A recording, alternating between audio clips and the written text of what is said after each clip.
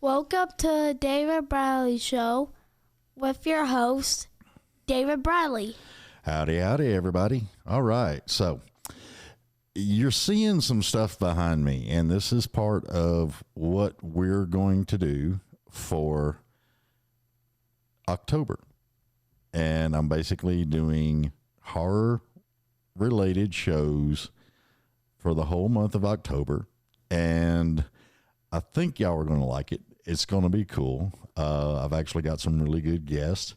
I've got a lady that did a movie called Apocalypse Love. I've got a couple of people that actually work in the haunted houses and does the whole scaring and everything else. They're going to be on. And I even have a guy that collects serial killer memorabilia, and that is going to be pretty crazy, but I think it'll be fun as I'll get out just to see and talk to these people and see how they got into horror and all the old October scare and everything else. So that's going to be fun. But the guest I have today, she was on the CMA Fest that I was doing downtown at Nashville Studios, and I had so much fun talking to her. I had to get her back on the show, and thankfully she moved to Nashville. So guess who got her? Yes, sir, got her right on the show. So everybody say hi to Miss Kirbi. Hello. Hello. How are you? How y'all doing today? As country as I can make it. Well, I mean, you're in Nashville now, so it can't. I got to let it out, you know? Well, no, because, I mean, everybody moves into Nashville from everywhere. So you might hear hi, y'all, or you might hear a Bronx, you know? Yeah, like it's actually crazy how many times somebody's talked about my accent. And I've never been told like I have any type of accent. Mm-hmm. And almost like everywhere I've gone, they're like, oh my gosh, I love your accent. You're actually from the South. I'm like, yes, I am. Yeah. I have not heard too many Southern people up here. Well, that's I get told all the time that I'm a unicorn. Really? Because I was born and raised down there. Oh yeah. So I mean, if like I-65, Trinity Lane. Yes. Right over in there where I grew up. Gotcha. Well, so you're a southern boy too. Yep. Well, hopefully our accents don't start getting all crazy. Well, I mean, I don't know. I tend to gravitate a little bit. So if you're going to be, you know, Alabama country, Arkansas country or something, you know, all around that deeper area. Yeah. You adapt to it? I adapt to it, and then I start sounding real country. Me too. The more Southern people I get around, the more. And I feel like subconsciously when people mention my accent, it gets thicker on accident. And so I'll be talking normal, and they're like, oh my gosh, I love your accent. I'm like, thank you. And they're like, where are you from? I'm like, Alabama. When I don't say it like that, I say Alabama. Yeah. Which is still Southern, but... It's, you know, it's a thing. Yeah. It goes crazy when somebody brings it to my attention. I've done that before. Because I used to drive out to California every week. Mm-hmm. Oh, Lord. And that's all I heard. Yeah. It was about your accent. Was about my accent. And it was just like, I could sit and listen to you talk all day. Well, thank you, ma'am. I appreciate that. I do that all the time. I do that all the time. And like now I'm working at the Holiday Inn. Mm-hmm. So like I check people in all day, and so many people come from Australia and Canada. Oh yeah. And they're like these Australian people that have like the most gorgeous accents will come up to me and be like, I just love your accent, man. And I'm like, mine, I sound like cornbread and collard greens. But thank you. I appreciate it. I was going to tell you the same thing. I love listening to somebody that from Australia. I just love listening to them. Me too. And I wish I could like imitate that accent. I can do British pretty well. Like it's a spin-off of Brit. Yeah, it really is. But the only thing I know how to do is to say no in Australian because of H2O. I used to watch the show H2O all the time. And so they'd go like, no, clear. That's all I know how to do. See, you know more than me. I don't. I have no clue. Yeah, you got to add the R's to the end of the O's pretty much. That's something that they tend to do, I think.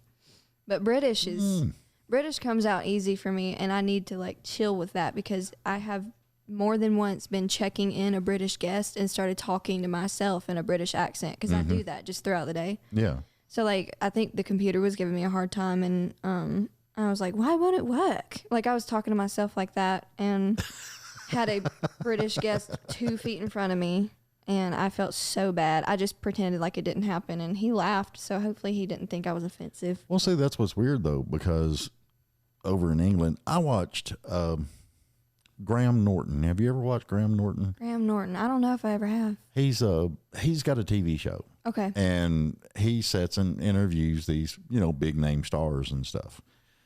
And some of them have been on, and they've got like different, they're from, England. Yeah.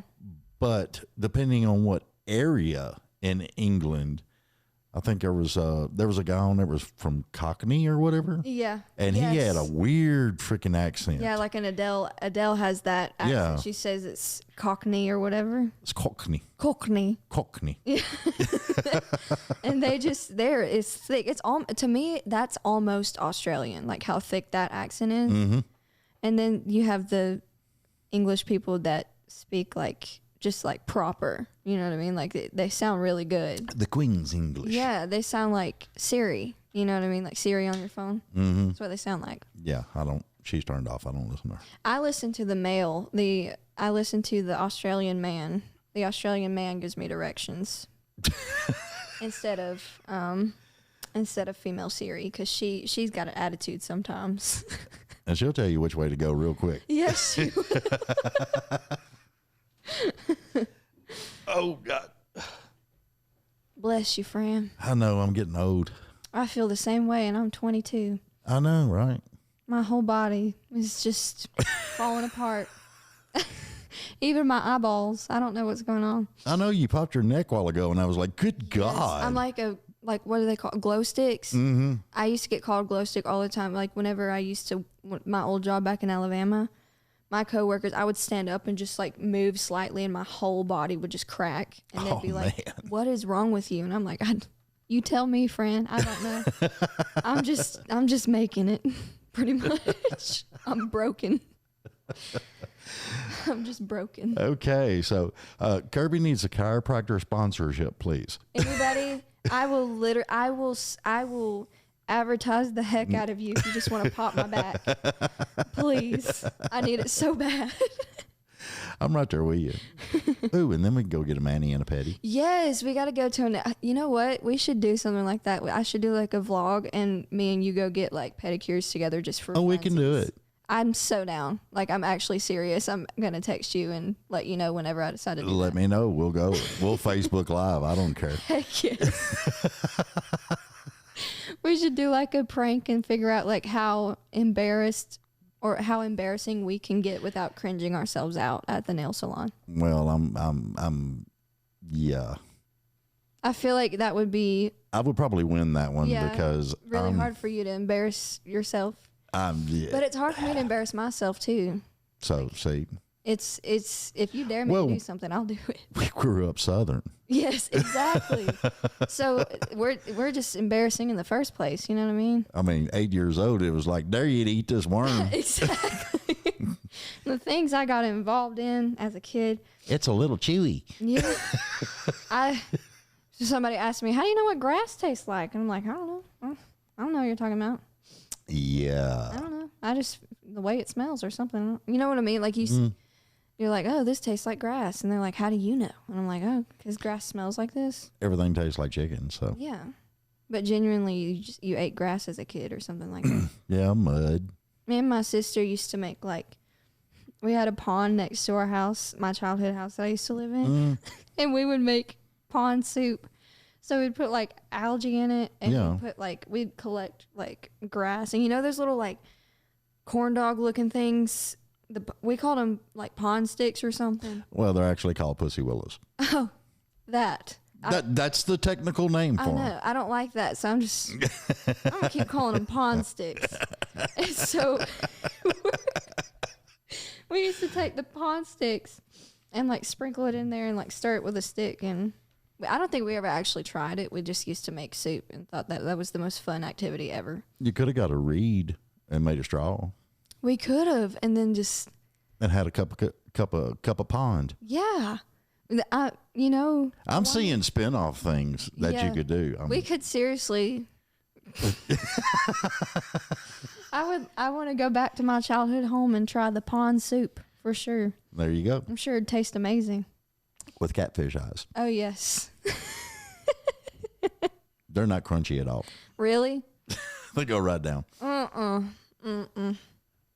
You know the sound, you said catfish eyes? Mm-hmm. You know the sound catfish make when you catch them? Mm-mm. They're so weird. They go like they make like a weird croaking sound. Is it croaking or grunting?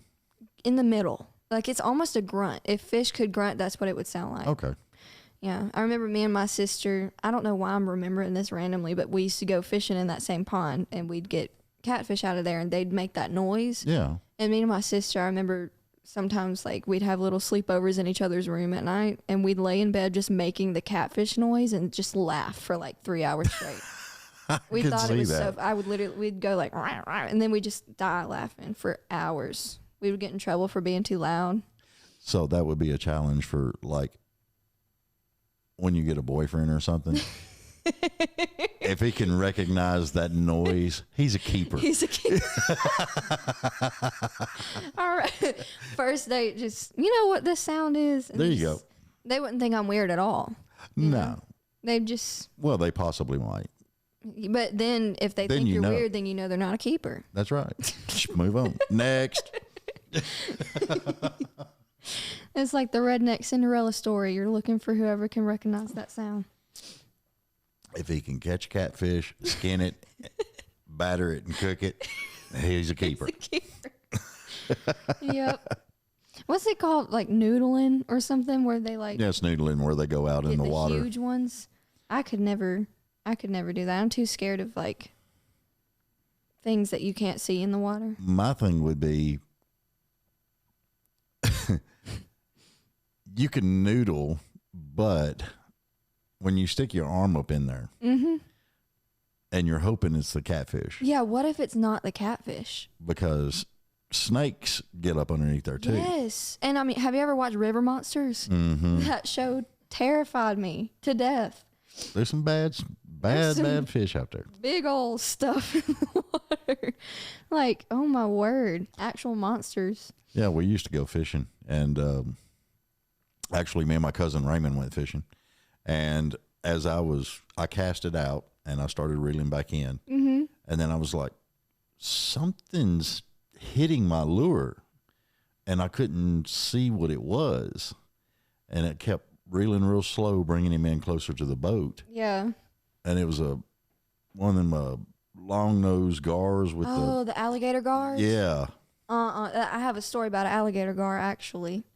I have not gone in the river like voluntarily since, but because of the fish. Yes, like me and my friends, my old childhood friends, their names were Caroline and Margaret. Okay. They had this lake house that we would always go spend the night at, and we'd jump off the high dive or whatever, like just swim, and we had like no care in the world. We just swam in the river water, like, you know, no issues. Well, yeah, Southern kids, yeah. Yeah, and then one night we decided we wanted to go night swimming in the river. First red flag. Second one was, so we got this inner tube and we like ramped it off of the ledge of the pier. Yeah. And we put a whole bunch of shampoo and conditioner on it and started sliding down off of it into the river, like on our stomachs, like really fast. Yeah. And so I was the last one to go, and they had already gotten out of the water, and we're all standing on the high dive. And so I was on like the bottom pier, just treading water, chilling at night. I had no fear whatsoever. Well, yeah. And then I felt something gigantic like rub against my leg, and it had scales and it was fat. And I like froze, and my friends were like, they were looking down. They're like, Savannah, don't move. I was like, what? And they're like, there's an alligator gar. It's like 5 foot. And I was like, I was so scared. So I started like singing Jesus songs. I started singing like, Jesus, I love, like trying to get out of the water. I was so scared, and I have not been comfortable in the water since because I don't want another alligator gar to get me. Well, that tells me that shampoo and conditioner attracts alligator gars. That might be what it was because we were smelling like the Suave. We were smelling like Suave. So maybe that's... You smell pretty. Yeah, I could turn that information into river monsters. There you go. Let them know. Well, I mean, it's because when we went catfishing, I mean, some of the bait, I mean, it was just rancid. Oh, I know. I felt so bad stabbing the worms too when you'd go like... Wow, they just cringe a little bit. I know, but that's sad. Like, I don't like... I don't like how they like... You know what I mean? Like they tense up. Well, get a minnow and do that. Yeah. I like, but live bait usually works so much better than... I talk like I'm an expert at fishing. I really have not... I'm no good at fishing. I just know that I've only ever caught fish with live bait. Or Suave. Yeah, or Suave. Or, you know what? That might be the best alternative. Just sprinkle some Suave into the water. And then get a net. Yeah. You just pull them right just up. see what happens. Yeah. Or just put my leg down in there. There you go. Yeah. I don't need my left leg. I can. And you might. I mean, I might one day, yeah. you might actually start dancing or something. Yeah, because I grew up dancing. There you go. I want to dance again. I still, like, very recently stopped teaching dance fitness classes. And I want to get back into it if I have any time. But I honestly don't know if I will. So I might just sub. So... You could. I mean, it'd be fun. No, you know what? That's another vlog we need to do. I should teach you a Zumba class. No. I want to see if he can do Zumba. No, because I'm telling you right now, at 58, my coordination ain't what it used to be. You don't got to be coordinated to do Zumba. Yeah, you do. And I'm seriously, I do not believe I would look good in those tight yoga pants. Listen, It's just not me. Hey, it's about how you rock it. I always tell myself, the more stupid I feel, the better I probably look, which is turned out to be pretty true. Well, that might explain why a lot of people look at me and put their thumbs up when I'm in my car. Yeah, exactly. Because I'm in there rocking out. I mean, people approve when you just don't care. I like guess. it. I mean, you just got to, every now and then, I don't know what it is.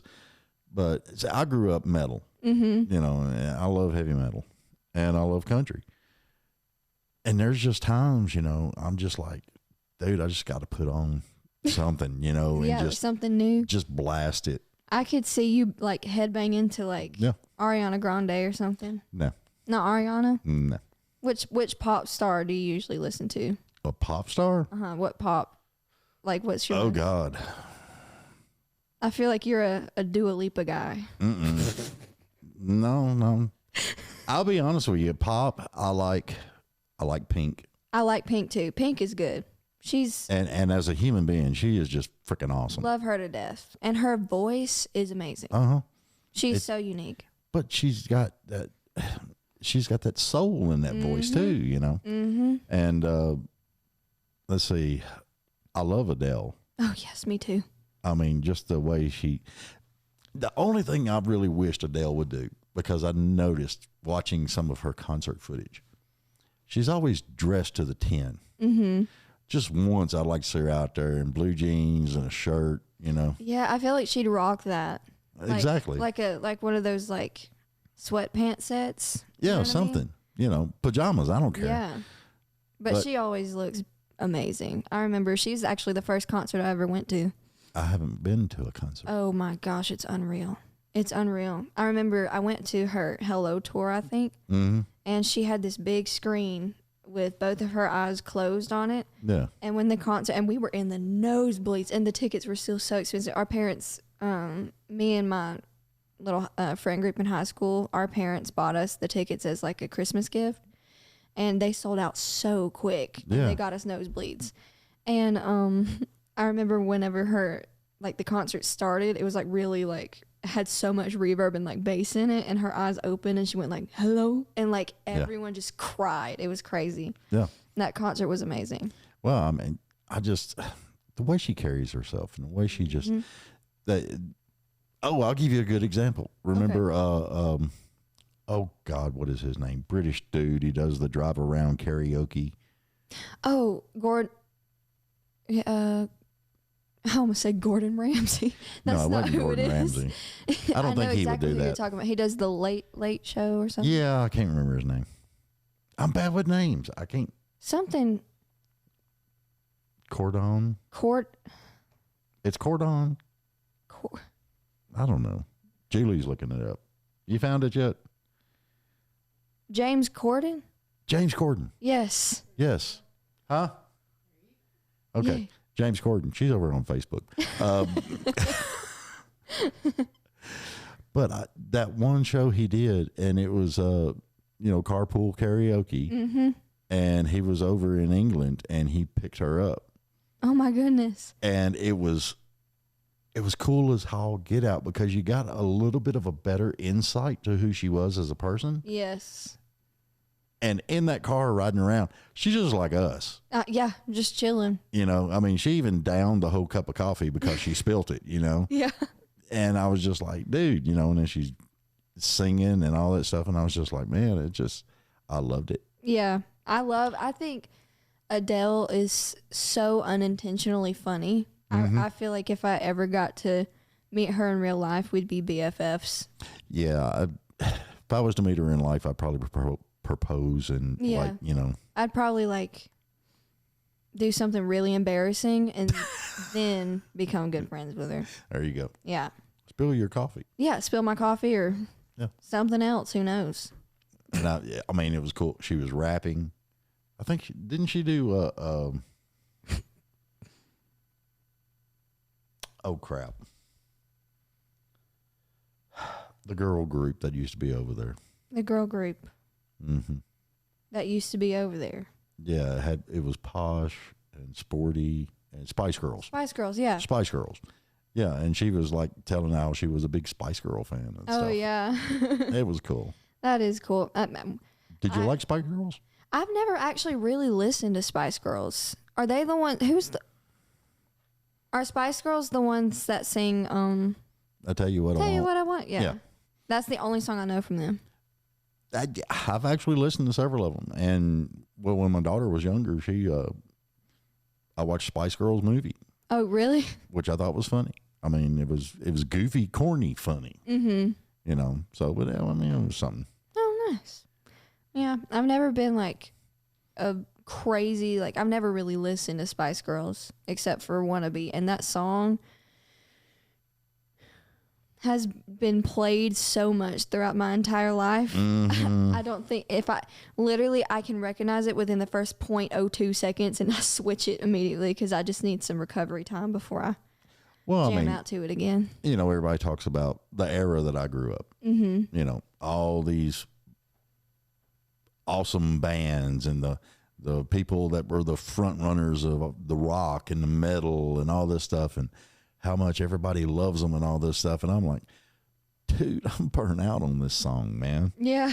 I've done heard this song 10 million times. Yeah. And when I was growing up, it was played every hour on the hour. I bet it was. And if they wasn't playing it, some idiot was calling in requesting it. Oh, my word. And I'm just like, dude. That's why I'm so burnt out on a lot of stuff. Yeah. And I'll take, if I really want to jam out or rock out, I'll Judas Priest, their first albums, they didn't get a lot of radio airplay. Yeah. They didn't get a lot of airplay until Turbo Lover came out. Yeah. That's when they started getting a lot of airplay. But I listened to the stuff that never got played. Yeah, and sometimes the stuff that never got played is the best stuff. Mm-hmm. And that's what I like. Mm-hmm. It's a lot of fun. It's a lot of fun. It's a lot of fun. I remember. Now I like metal too, but I feel like it's a little bit more of a new age metal. New age metal, more on the emo rock side of stuff. Okay. Blink 182. Yeah, Dance Gavin Dance. Sleeping with Sirens, Pierce the Veil. Yeah. Metallica. I like Metallica a lot. I like Metallica up until they got to a certain point, and then I was just like, you just don't sound the same. Yeah. It's like they made it. Mm-hmm. They lost the hunger. Gotcha. So then they just kept doing what they knew worked, I guess. Well, I mean, with you just getting a real good start in the industry and everything, you've got a hunger. Yeah. You've got a determination. You've got a drive. I think a lot of bands, when they get to a certain point, They're kind of over it. they're over it and they're just going through the motions. Gotcha. Yeah. And with all the newer technology in audio recording and everything else, it's not as rich. It's not as driven. It's not as heartfelt. Yeah. I can completely understand that. Yeah. I mean, it's more like sterile. And, Yeah. you know, you might as well put these guys in a hospital and let them sing. No, I grew up listening to Metallica because of my dad used to take me and my sister, like, he used to take us down to the creek all the time growing up. Those were like some of the best times of my life, I remember. Mm-hmm. And we'd go ride 4-wheelers in the creek and like have a really fun day and then like go get food from a gas station, and he'd always be playing Metallica. Yeah. And so I grew up listening to Metallica, so I really like them. I like Metallica, Megadeth, Godsmack. There's a bunch of them. Rob Zombie. Okay. I've heard of Rob Zombie. I don't think I've ever listened to their music though, actually. Well, Rob Zombie had a band before he was just Rob Zombie. It was called White Zombie. Okay. And they rocked out. They were real good. I think it was guitar, bass, and drums. Had a girl on the bass. She I was love awesome. that. Have you heard some of those bands where they have like female screamers? Yeah. I find that so impressive. That's like amazing to me. Yeah. I forgot which band it was that I was listening to. They came up on my recommended. I was listening to a new song that came out by Dance Gavin Dance, actually. Mm-hmm. And I love that song. It's called The Ghost of Billy Royalton. It was like a tribute to their bass player. Yeah. And I was like jamming out, just having music playing. Yeah. And then that song came on, and I looked out because it sounded like, you know, a really good like rock screamer. And then I look and it's a girl just like doing it like it's nothing. She had blue hair. I think in this video she had black hair. She had like the swoop haircut, like the, you know, the emo haircut. I don't know. There's one lady out there. I think she's badass. And it's I think her name is pronounced Alicia White Glues. Okay, I don't know if I've ever heard of her. I think maybe that's it. Somebody's going to shoot me because I'm saying that wrong. Yeah. I can't even remember the band she's with. I remember other night I went live on Instagram just randomly. I didn't see it. And it was just like very unannounced. I just like did it because I was live on TikTok and I was like, oh, I'll just try out Instagram, see what happens. And I had my scream rock music playing in the background. And I love my grandmother so much. I love her so much. But I was like, oh, this might be a little scary for her. She joined my live and I was listening to like the hard rock music. I was like, oh, let me change the genre real quick. Yep. Arch Enemy. Alissa White Glues. She is very beautiful. Alyssa. ALISSA White /GLUZ. So I'm assuming gluz, maybe? I don't know. But she's got normal singing voice. Mm-hmm. Beautiful. Mm-hmm. But she gets into that. Yeah, I love that. And I'm just like, and there's such like a technique to that. It's just insane how people can do that. To me, I'd blow out my vocal cords. Yeah. I don't see how they do it. I know. I feel so like sometimes because I'll be singing along to certain songs and then the screaming part comes on and I'm just like trying to sing along with it, but I'm actually singing instead of screaming. And it just sounds so stupid. But hey, I'm still jamming out. My range of genres that I listen to gives me like whiplash. Like if I were to put all my music on shuffle, it would be the most confusing thing on planet Earth. And that's a good thing. Yeah, because I love parts of every music. That's me. Yeah. I mean, I listen to classical. Yes, me too. I love some operas. Mm-hmm. For my contest that I had, When did I do the contest? 2 months ago? Last month. I've had an idea, and I was just riding around in the truck. Just needed some me time, you know? And I was like, what do I want to listen to? Metallica, no. Megadeth, no. Iron Maiden, no. I want something different. I need something different. Yeah. So I pulled up a soundtrack. You pulled up a soundtrack? I pulled up a soundtrack to a movie. Hey, that is where you can find some really fun songs. Yep. Queen of the Damned. Okay. I've never heard of that. Which It is good. It's got Korn and God, some other dude. I can't remember his name. Dude, I'm getting bad with names. I'm going to have to go to the doctor. I'm telling you. But it was just, it's one of those, because it's like a dark, sinister because of the movie. And it was just the drive, the beat, all of it just, I mean, it soothed me. Yeah. And that's where I came up with the idea. Name a heavy metal soundtrack movie. Oh. And I had several people do it. That is so cool. And we had a winner. What movie did they name? I can't remember now. What movie did they name? It was Lisa Johnson. Yeah, Lisa won it. I can't remember what she picked. What? Yeah, picked. Plicked. Well, she plicked. What she plick? No, soundtrack I listen to. I listen to a lot of movie soundtracks, a lot of soundtracks from like my favorite shows and stuff. Have you listened to Phantom of the Opera soundtrack? Yes. Oh my God. I actually sang a lot of the Phantom of the Opera stuff. But for Gerard Butler to do that, that was impressive. I didn't even know he could sing. The opera is lit. I love listening to operas. Wayne's World. That's right. She picked Wayne's World. Wayne's World. Yeah. Okay. I'm gonna have to look that up. I actually just discovered another like a movie soundtrack that I really like. I've never seen this movie. Have you seen Sucker Punch? Mm-hmm. I just like randomly came across the soundtrack. I think what's her name? I don't know. She sings An Army of Me. I don't know. Hold on, I'm looking her up. Well, I think Julie's looking it up too. She's like a. Hold on, I'm gonna find it. You're younger than me. You're faster on that phone. I think she goes by Bjork. Bjork? Yeah, Bjork. Bjork.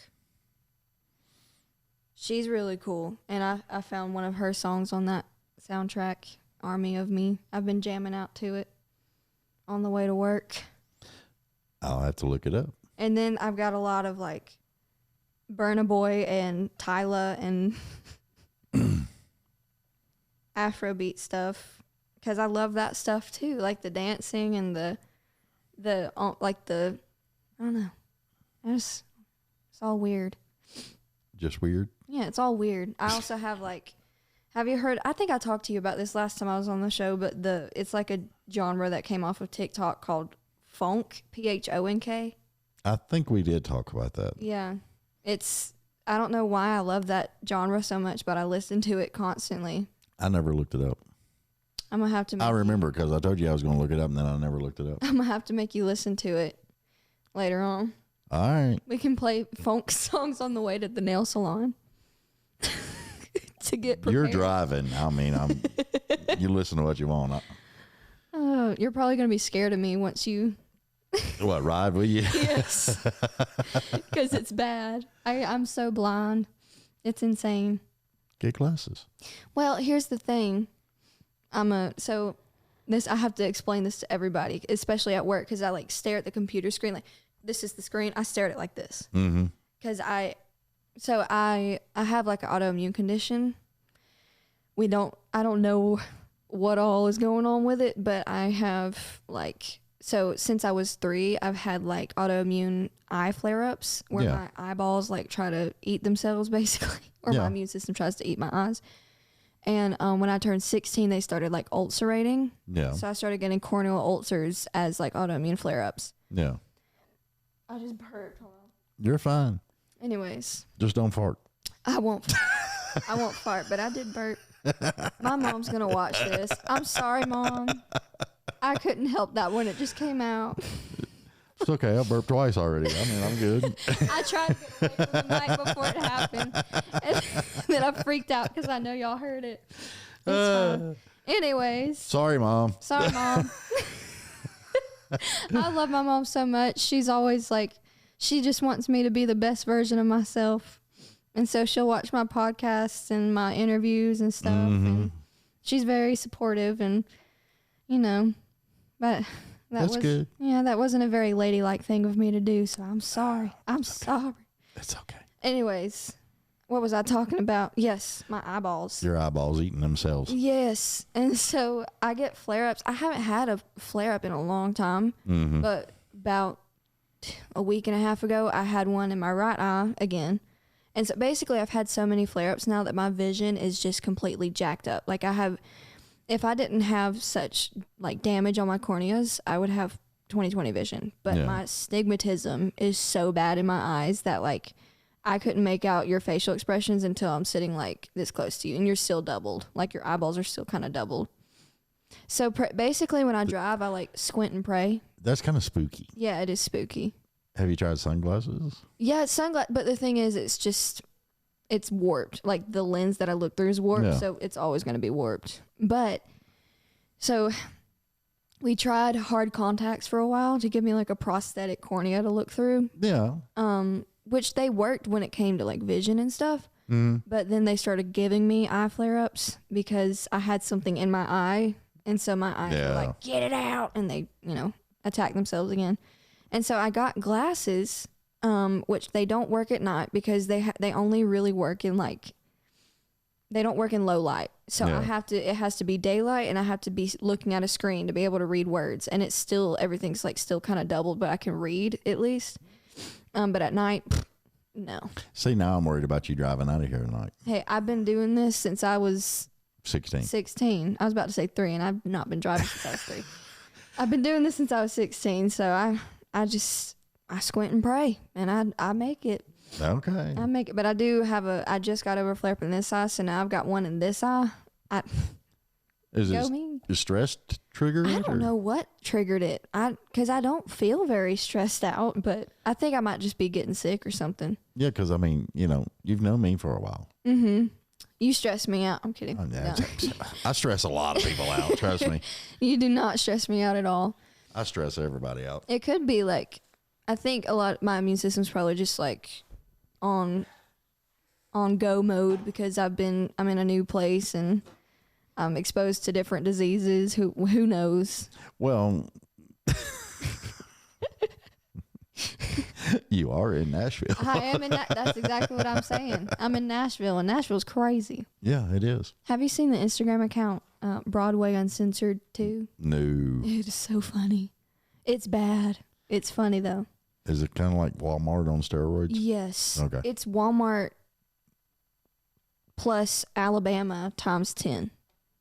So like, damn. Yeah, it's like bad. People are crazy. That's totally naked puking. Yeah, that's basically what it is. Wow. Or like people hanging out of cars or so many naked people. I don't get, I don't know why people tend to do that.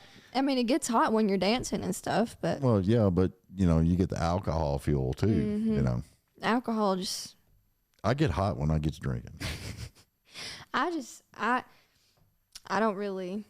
That's why I don't drink that much anymore. So it's so funny because whenever I like. She doesn't drink, Mom. Dance with my friends and stuff. When I go dance with my friends and stuff, people think that I have been drinking because I call it my mixer mode. Yeah. And it's like the music takes over or whatever. I don't know, but I go crazy. Like, and I guess I just find it like I make it like a goal to do the most embarrassing dances I can. Like everyone will be seriously like, socially dancing and like having a good time, and they look good. And I'm over here like, I'll do the sprinkler. I'll get up on tables and do the sprinkler. That dance move where you grab your ankle and you like crank it. Yeah. I do that. Yeah.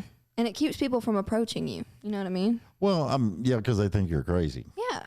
But it's actual dances. Exactly. They think but you know what? The right people approach you because they'll come up to you and start doing it with you. And then you just know that's your best friend, Seems like it might be older people, though. Exactly. It usually is. And I love that. Okay. No, because, dancing with older folks. Dancing with grandpa. Yeah, it's so funny.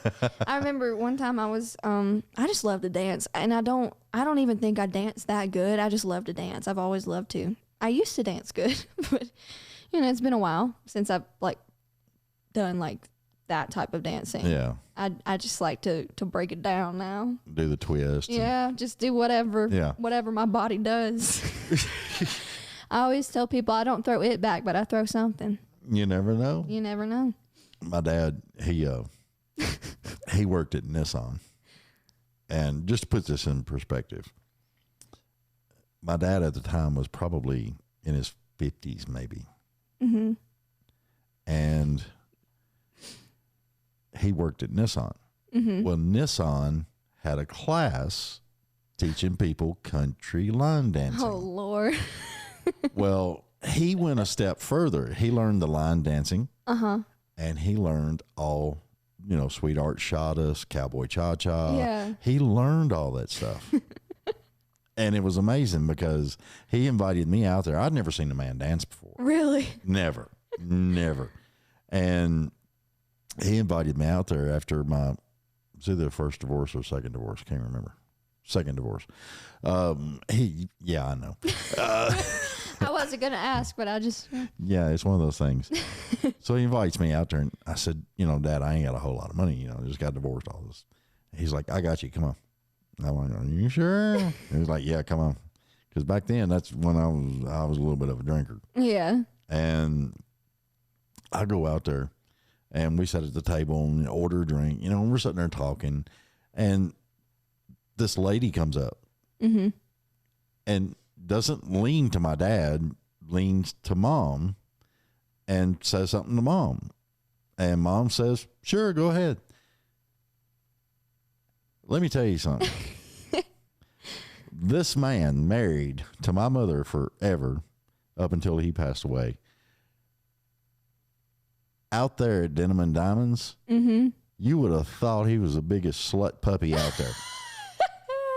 Because the way this man, he could dance. Oh my Word. God. I mean, I was just sitting there like, holy crap. Who is this man? Are you sure this is my dad? I mean, but he's out there cutting a rug, man. I love that. I would have been BFFs with your dad. And he had different women that he danced with, and they always asked my mom for permission first. And that's so sweet. I love them for that. Yeah, and it was just crazy. But he'd get out there with Mom. He taught Mom how to do all that stuff too. Oh. And then he taught me a little bit of it. And Oh. yeah. You shouldn't have told me that. Well, left foot kept getting in the way. Okay, well. I had a problem with the spins. You had a problem with the spins? Yeah. I can teach you some spin technique. Well, you got a spot. Well, I mean, my spin, it was like I would spin her out. Oh, Lord. But it was like I was like, instead of allowing her to come back, I was like trying to force her to come back. So she would she just fall or something? You just yanked her? No, she told me after 2 or 3 dances that her shoulder was getting sore and she wasn't dancing no more with me. So. I thought you were talking about you spinning. No, I don't spin. Oh, okay. I spin off all. It's a simple equation. I feel like it'd be funny to see you spin, though. Yeah, but he was, at the time, he had quit smoking and he had gained some weight. Mm-hmm. So he had a full beard. And I'm telling y'all, as serious as I'm sitting here, it looked like Santa Claus out there cutting a rug in the off season. Did he have a cowboy hat on? Did he ever have a cowboy hat on? He had a black hat, but he didn't really like it. Gotcha. And he gave it to me. And after all these years, I don't know where it went to. Really? I'd love to have that hat back. Yeah. But it wasn't like full Western. Oh, it was just like a hat. It was just a black felt hat. Oh, okay. It was a little bit smaller than traditional. Like a normal cowboy hat. Yeah. Because I'm envisioning like long white beard with a black cowboy hat. His beard was actually tight. It was tight? It was tight. Oh, okay. And he had his hair was down, on neck level. Okay. And he was just, in glasses, and he was just out there cutting the road. Breaking it down. I love that. It was wild. I mean, and it was all ages girls wanted to dance with him. It was crazy. His waitress, this club had the table for him. Really? It was his table. That's how good he can And dance. his waitress. Mm-hmm. Because when he come off the dance floor, she had his fresh, brand new beer right there. Oh, my word. Waiting on him. Well, he had it made then. See, Dude. dancing gets you a lot of places. He was cat daddy, let me tell you. That's exactly what he was. I mean, it was funny as hell. Yeah, dancing will get you a lot of places. Yeah, that's what I've heard. Yeah. That's why I'm single for 4 years now. I don't dance. Well, we got to teach you how to dance. I don't want to dance. It's so fun. You just got to let loose. Fun. I just. I get it. But all my friends, I've been blessed with friends that will dance with me. Mm-hmm. And I'm so glad that I do have friends that will dance with me. Well, see, I'm one of them weird guys. Like, if I'm dancing with a woman Mm-hmm. and I've danced with her more than twice, Mm-hmm. then I'm just waiting for that slow song to hit. So that y'all can just chill? Like, just do the sway sway? Well, I mean, kind of do the sway. I mean, I find the sway sway so awkward. I wanted... I cannot, like... What I wanted to do at one time was I wanted to integrate. How do you say that word? Inter. Yeah, I wanted to mesh two things together. Yeah. And I wanted to take like a cowboy waltz. Oh. And I wanted to put it with like the actual waltz. Oh, okay. And slow it down. Yeah. And make it very beautiful. Yeah. Because that I could dance to better slow. Makes sense. Than doing the side by side. Yeah. That's kind of like when you go to a club and you always see that one white guy out there and he's just... Yes. Just vibing. Just vibing. And, you'll get every now and then you'll get this, Yeah. Or if the music's bumping, they got the... Yeah, they got the hand up, and I'm just like, But no, I've actually wanted to take ballroom dancing before, and I never did. You should. It's it costs fun. money. Yeah, it does cost money. But hey, there's always YouTube videos. No. Honey, between my day job, the podcast stuff, and some of the other stuff that I do, it's just like 4 or 5 hours sleep a night. That's it. Yeah. Seems like you're busy then. I stay busy. You might just have to start learning how to waltz on your ballroom dance on your podcast. You can go live and that would be weird. it'd be so funny. What? See me fall on the floor? No. Maybe. Are you I'm having kidding. trouble with your hair?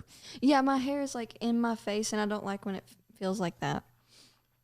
I don't know how to make that make any sense. But that's just how I'm going to explain it to you. My hair used to be longer than yours. Really? Yep.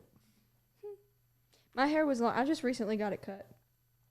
I was going to say, I thought it was longer when the first time I seen you. Yeah, it was long and I had fried it. Like, it was all stringy and stuff. And I want healthy mermaid hair, so I went and got it cut. God. I want mermaid hair so bad. Oh, my God. Do you want the mermaid costume, too? Oh, I am a mermaid. I have a mermaid tail. Like, I literally have videos of me swimming in a mermaid tail. Okay. I was fixing to say stand up because I didn't see it. Oh, no, I don't have it on right now. I'm not transformed. I have to sing my special song. That's what I tell all the kids. I say it. With your range, though, I could see where Yeah, you could sing the Frozen song and the Yes. Mermaid song. You can hit them siren notes, you know? Yeah. That's what I've done that before on TikTok. And I call it. Speaking of that, hang on now, because I got to ask you about this. Oh, Lord have mercy. What was you doing the other day? What was I doing the other day? You did some videos, Which video? and I was laughing my butt off. What video did I do? Because I don't know. You was trying to match Mariah Carey, Oh, yeah. and you're like nailing it. And in that very last video, you did it, and you went way up high, and I was like, "Oh my God!" And then you're just like covering your mouth and laughing about it. You know, it's like Because I didn't. you didn't know you could go that high. Yeah, I guess. Like, I didn't expect that. I was like, I'm going to try it out. I feel like I could hit it, but I didn't know that it would. I didn't know that I had control up there. So whenever I did the little riff at the end, I was like, oh, I scared myself kind of. I was like, oh. Yeah, but you were, look, it was great. I was enjoying it, and then you laughing about it and everything. And I was just like, that girl did not know she could do that. I honestly didn't. I saw people like playing that video and stuff. I was like, because I had seen an idea, and I actually posted that video back in 2020. I don't know how it came back up. It came back up. It came back up, and I saw somebody that was doing like imitating Mariah Carey's whistle tones. I was like, well, I could try that. Mm-hmm. And so I started pulling up videos of her doing the whistle tones, and I played them first so that they'd know which one I was trying. Mm-hmm. And then, yeah, I did it. But that last one I was worried about. So whenever I finally got it on video, it kind of like, I was like scared of it, I guess. I just scared myself. Only thing I was sitting there thinking is, you're going to break glass one day. There was one time, and this was like a once in a lifetime note. But I remember my friend was recording me, and I never posted it because I was having a bad day that day, and I just wasn't made up. I was wearing my slouch clothes, and I just refused to let people see myself the way I looked in that video. Yeah. But I had a video of me hitting I played it on piano. It was an A7, and I was able to like screech it out for half a second, and then that was the video. And I wanted to post it, but I was like, no, I don't look in a good way, so I'm just not going to post it. So I just have to convince people that I've done that before now. Well, I mean, I could see that. I don't think I'll be able to hit it again. Well, that's what I told you when, during our first interview. I was sitting there watching, stuff you was doing back in school and everything, and I was just like, you had an old soul in there. I do. I grew up listening to all of that, like the old soul, Muscle Shoals sound, and I love it. Oh, yeah. It's shaped a lot of who I am, That's what I love. Because I do have an old soul. I've got a very... Well, you're wanting to teach me dancing, so something to come. I love adventure. I love fun. I love people. And I guess, I grew up listening to all that old soul, and that music had heart in it, and it had soul. Mm-hmm. I mean, soul. It had your soul in it, and so Yeah. I want my music to have a piece of my soul in it. You know what I mean? I want people to hear it. Yeah. So yeah. And that's what I can't wait. I can't wait. We're really doing a lot of work right now trying to just because I know what I want my sound to be, and I know what I can hear myself doing and what I feel in my heart. So we're working now on just like getting it out there and getting it out on paper and out on sound. You know what I mean? Are you having trouble with kind of conveying what you've got up here? Yes, exactly. Because I have so many things up here that don't make sense to anybody else. And so like, because, I didn't major in music in college. And so, I mean, before I went to college, I used to write and play every single day. I wrote a song a week. Yeah. And so I was, I had a lot to learn, but I ended up, like when I went to school, I really didn't have a reason to practice piano anymore. Right. And so like my theory knowledge, like I learned theory. I was so blessed to learn theory, or at least have like a little bit of theory coming with me into school, because like it's so hard to write if you don't understand what's going on, you know? I couldn't do it. I'm telling you. And so since I'm so like, because I know what I hear in my head and like everyone else hears what they hear in their head, you know what I mean? So it always turns out beautiful, but I guess I'm learning how, and I'm really working on, like, every single day I try to write at least something. I try to write at least a hook a day or do something. Like I write every day, but my biggest issue now is like I hear everything in my head and I hear what I want it to sound like, but piecing all the puzzle pieces together and making it creating comprehensible to somebody else to help it, you know, sound how I want it to sound. It's been really difficult doing that, you know, because I don't have like the language and the knowledge right now that I need to like be able to voice that to somebody. Because I mean, I can, and I guess what I mean, I was talking to Paula about this. She was like, "Well, how about you just like literally sing it?" Like, well, I mean, that's because that's what I do. Literally, that's actually what I was going to suggest. Yeah, it's just sing it out, and you know, I mean, you can even sound out the guitar, the drums, the. I mean, I've always heard a good singer is able to imitate instruments. Like a lot of singers imitate saxophones, and you know, so I've always been really inspired by singers that can do that. Like I mean, I know Elvis used to do things like that. Like he'd hear it and he'd be able to like sing it out how it would sound on that instrument. So I feel like if I just keep on doing it, I'll get more, you know. Well, I mean, what I learned was from my great grandmother, and she was. They had a gospel group called the Adamsons. Yeah, and she played piano and did everything by ear. Yeah, she could not read a note to save. I think that's awesome though. Like people that are gifted that way, but also it kind of in certain situations that can be scary because like if you're playing and you're reading charts and stuff, you know, but I don't know. It's just because I know a lot of people that can hear a song one time. Yes. Like I've actually performed with people like that before. Yeah. Like, I remember there was this, and I've never been around such talented people until like I got into my later years of high school and in college and stuff.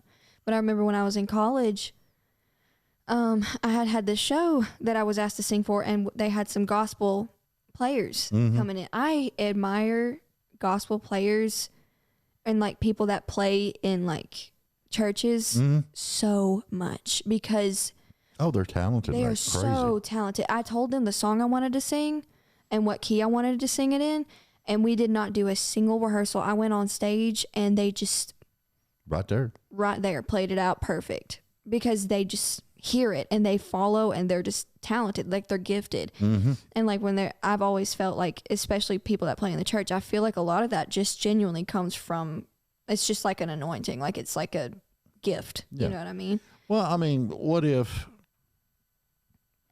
this is just an idea? What if you got some good gospel musicians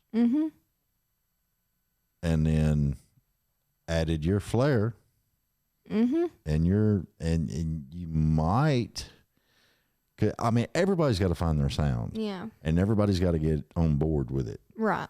You know, but how do you actually, it's what we used to do back in the day, and I call it experimenting. Yeah, I guess that's what phase I'm in right now, is just experimenting phase. So I mean, you could get some gospel players that also play other music as well. Yeah. And I would just sit in a room with them and just be like, this is what I'm hearing. What do you take from that? Yeah. You know, and just play with it, you know? I feel like I would love, like what I really want to do, I want to start, because I just moved here, so I really don't know that many people. Well, you know me. I do know you. Hey, friend. What's up, friend? Are we going dancing Saturday night? We're going to wreak havoc. But no, I want to start I think the more I go, the more musicians I'm going to meet. So hopefully one day I'll be able to gather a band and make a really close connection with some people that just get what's coming out of my mouth. Yeah, exactly.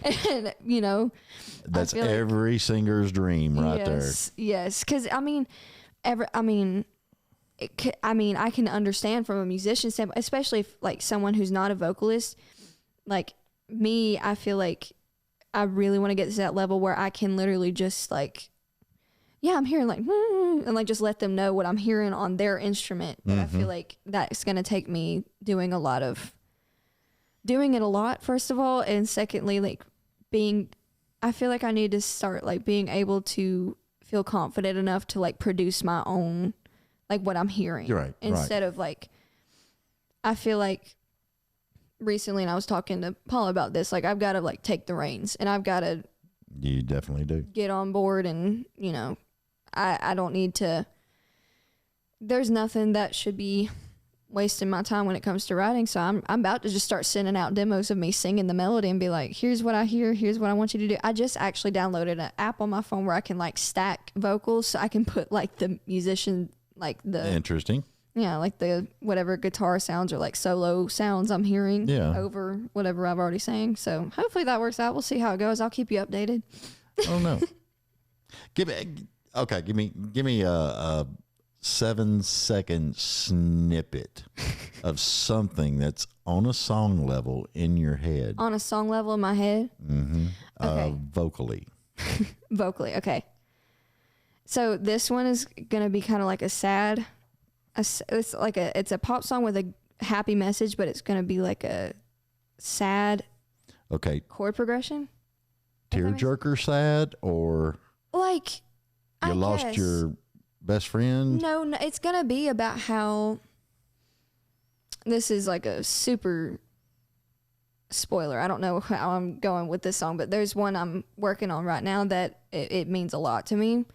Well, that's why I said just a little snippet of what's in your head. So I'm hearing like on like piano or guitar, and I'm hearing a lot of string lines. Mm-hmm. So like piano, I'm hearing like na, na, na, na, na, na, na, something like that. Na, na, na, na, na, na, na. Na, yeah, na, na, na, na, na, na, na. Something like it's like an echoey, and then like the strings are like it's kind of like swelling, I guess. Yeah. And then like you're building. Yeah. And I hear almost, have you ever heard, what's it called? Reckless Love by Corey Asbury? No. The guitar sound that they've got on it, it's like a very reverby guitar. I'm hearing a lot of that too. Like almost just like a simple strumming. It's so hard for me to like put it out there though. I'd have to like. It'd be so simple if you just put a USB port in your ear and just. Because I hear the song in my head. Yeah. But like from that, they're like, okay, what what do you want from that? And then like, I don't know, like I have a better example. I've got another song that's kind of like sassy. Ooh, I like sassy. I like sassy too. Sassy's so sassy. Sassy Sav, Sassy Kirby. But this one I hear like the guitar as like a electric like riff. Okay. So very like Metallica type riff? No, like almost country rock riff, but it's kind of like I guess Metallica riff. I don't know. I mean, you could go with Eagles. Yes. Okay. And so like it starts out like fading into the guitar riff. Okay. And it's like like something like that, and it like builds up, and it's like really intense. Mm-hmm. And then like it goes like, and then you start singing like, and like just do a bunch of like, it's like sassy. It's got like the soul in there. You know what I'm talking about? Yep. But I gotta find a guitar player that can play. I'm sitting here trying to help you, and I'm running in my head who I think would be a great guitarist for you on this stuff. Yeah, I'm and excited. I'm gonna find. I'll find one. Heck yeah! I've been working with. His name's Randy Barnett. He's really sweet. I'm planning to do some work with him soon, but I really enjoyed. He's played for me. Before I moved up here, I did a show in Nashville, and he played for me, and I feel like we vibe really well on stage. Well, you've already got a guitar player. So what am I doing? I'm gonna have to reach out to him about that for sure. Yeah. Well, I mean, just tell him to listen to the podcast. You laid it out for him. Hey, yo, Randy, go listen to Mr. David Bradley's show, please, Yes. and see what you think about it. And while you're at it, like, share, follow, subscribe. But yeah, I've met some great people so far. I'm just excited to get into the music world. Like it's. I remember before I moved up here, I was like crying, like thanking God for everything, because I never thought like it would work out the way that it has, and the way that it's worked out is like so much better than I ever thought it would, and that's what he said it would be. You know what I mean? Yeah. But you just. A lot of the time when you don't have like a clear path, and I'm a type A and I'm a perfectionist, and that's another reason why it's hard for me to put my stuff out there right now, because I'm like, well, this all sucks, I'm not showing anybody. Oh my God. You know, I'm one of those, so I'm getting over that hurdle right now. Look, I'm gonna tell you straight up, the best music, we ain't heard it yet. Yeah. Half of it's in the back of a closet because they moved to Nashville, they tried to make it, somebody ripped them off, and they throwed it in the closet and they ain't pulled it out again. And there's no telling what is in that closet. Yeah.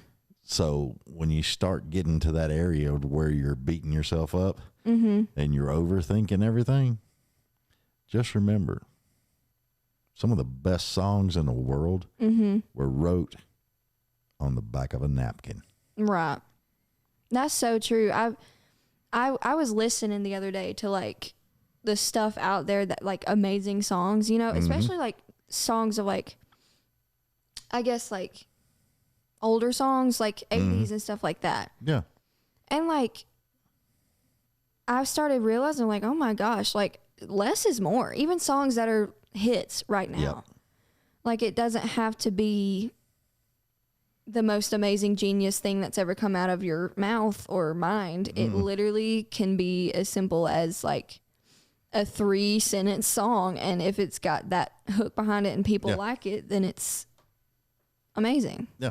Well, I mean, I'll give you a little bit of a story. Okay. Just a little bit. My dad, when I was growing up, spanked me maybe twice. Okay. And it didn't bother me that bad. Yeah. But when that man would sit down with me and just talk to me and made me see, I would bawl like a baby. Oh, yeah. Yeah.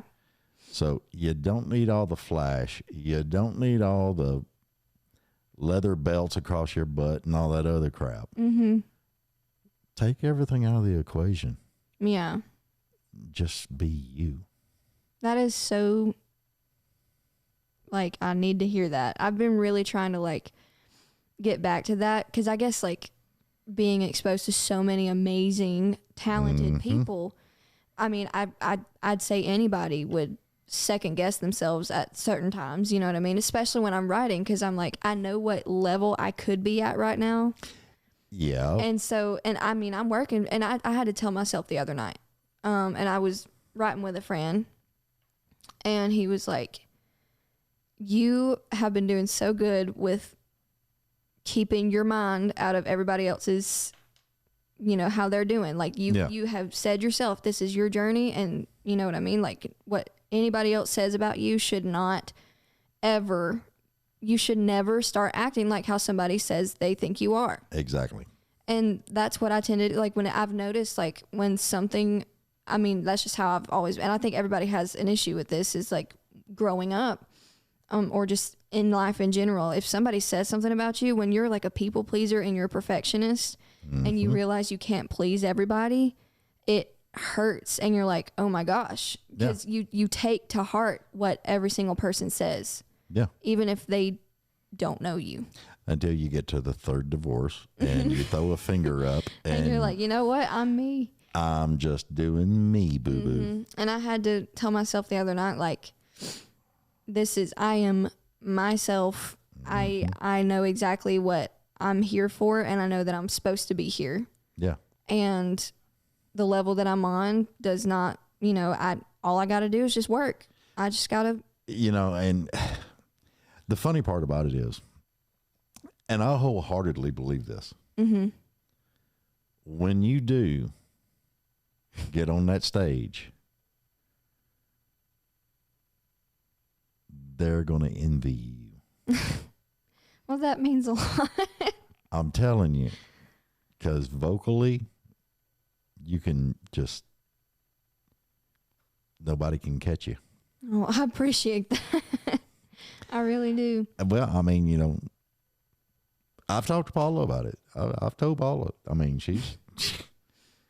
you got something, girlfriend. Well, thank you. That means a lot. And it truly does. And I know I get awkward, like, when Well, I know say, you're like all of it. Thank you. Paula's actually got on to me for that before. She's like, you got to say thank you instead of being like, when people compliment you. It's kind of like somebody pays you a left hand compliment. Yeah. And you're just like, oh, thank you so much. Thank you so much. Yeah.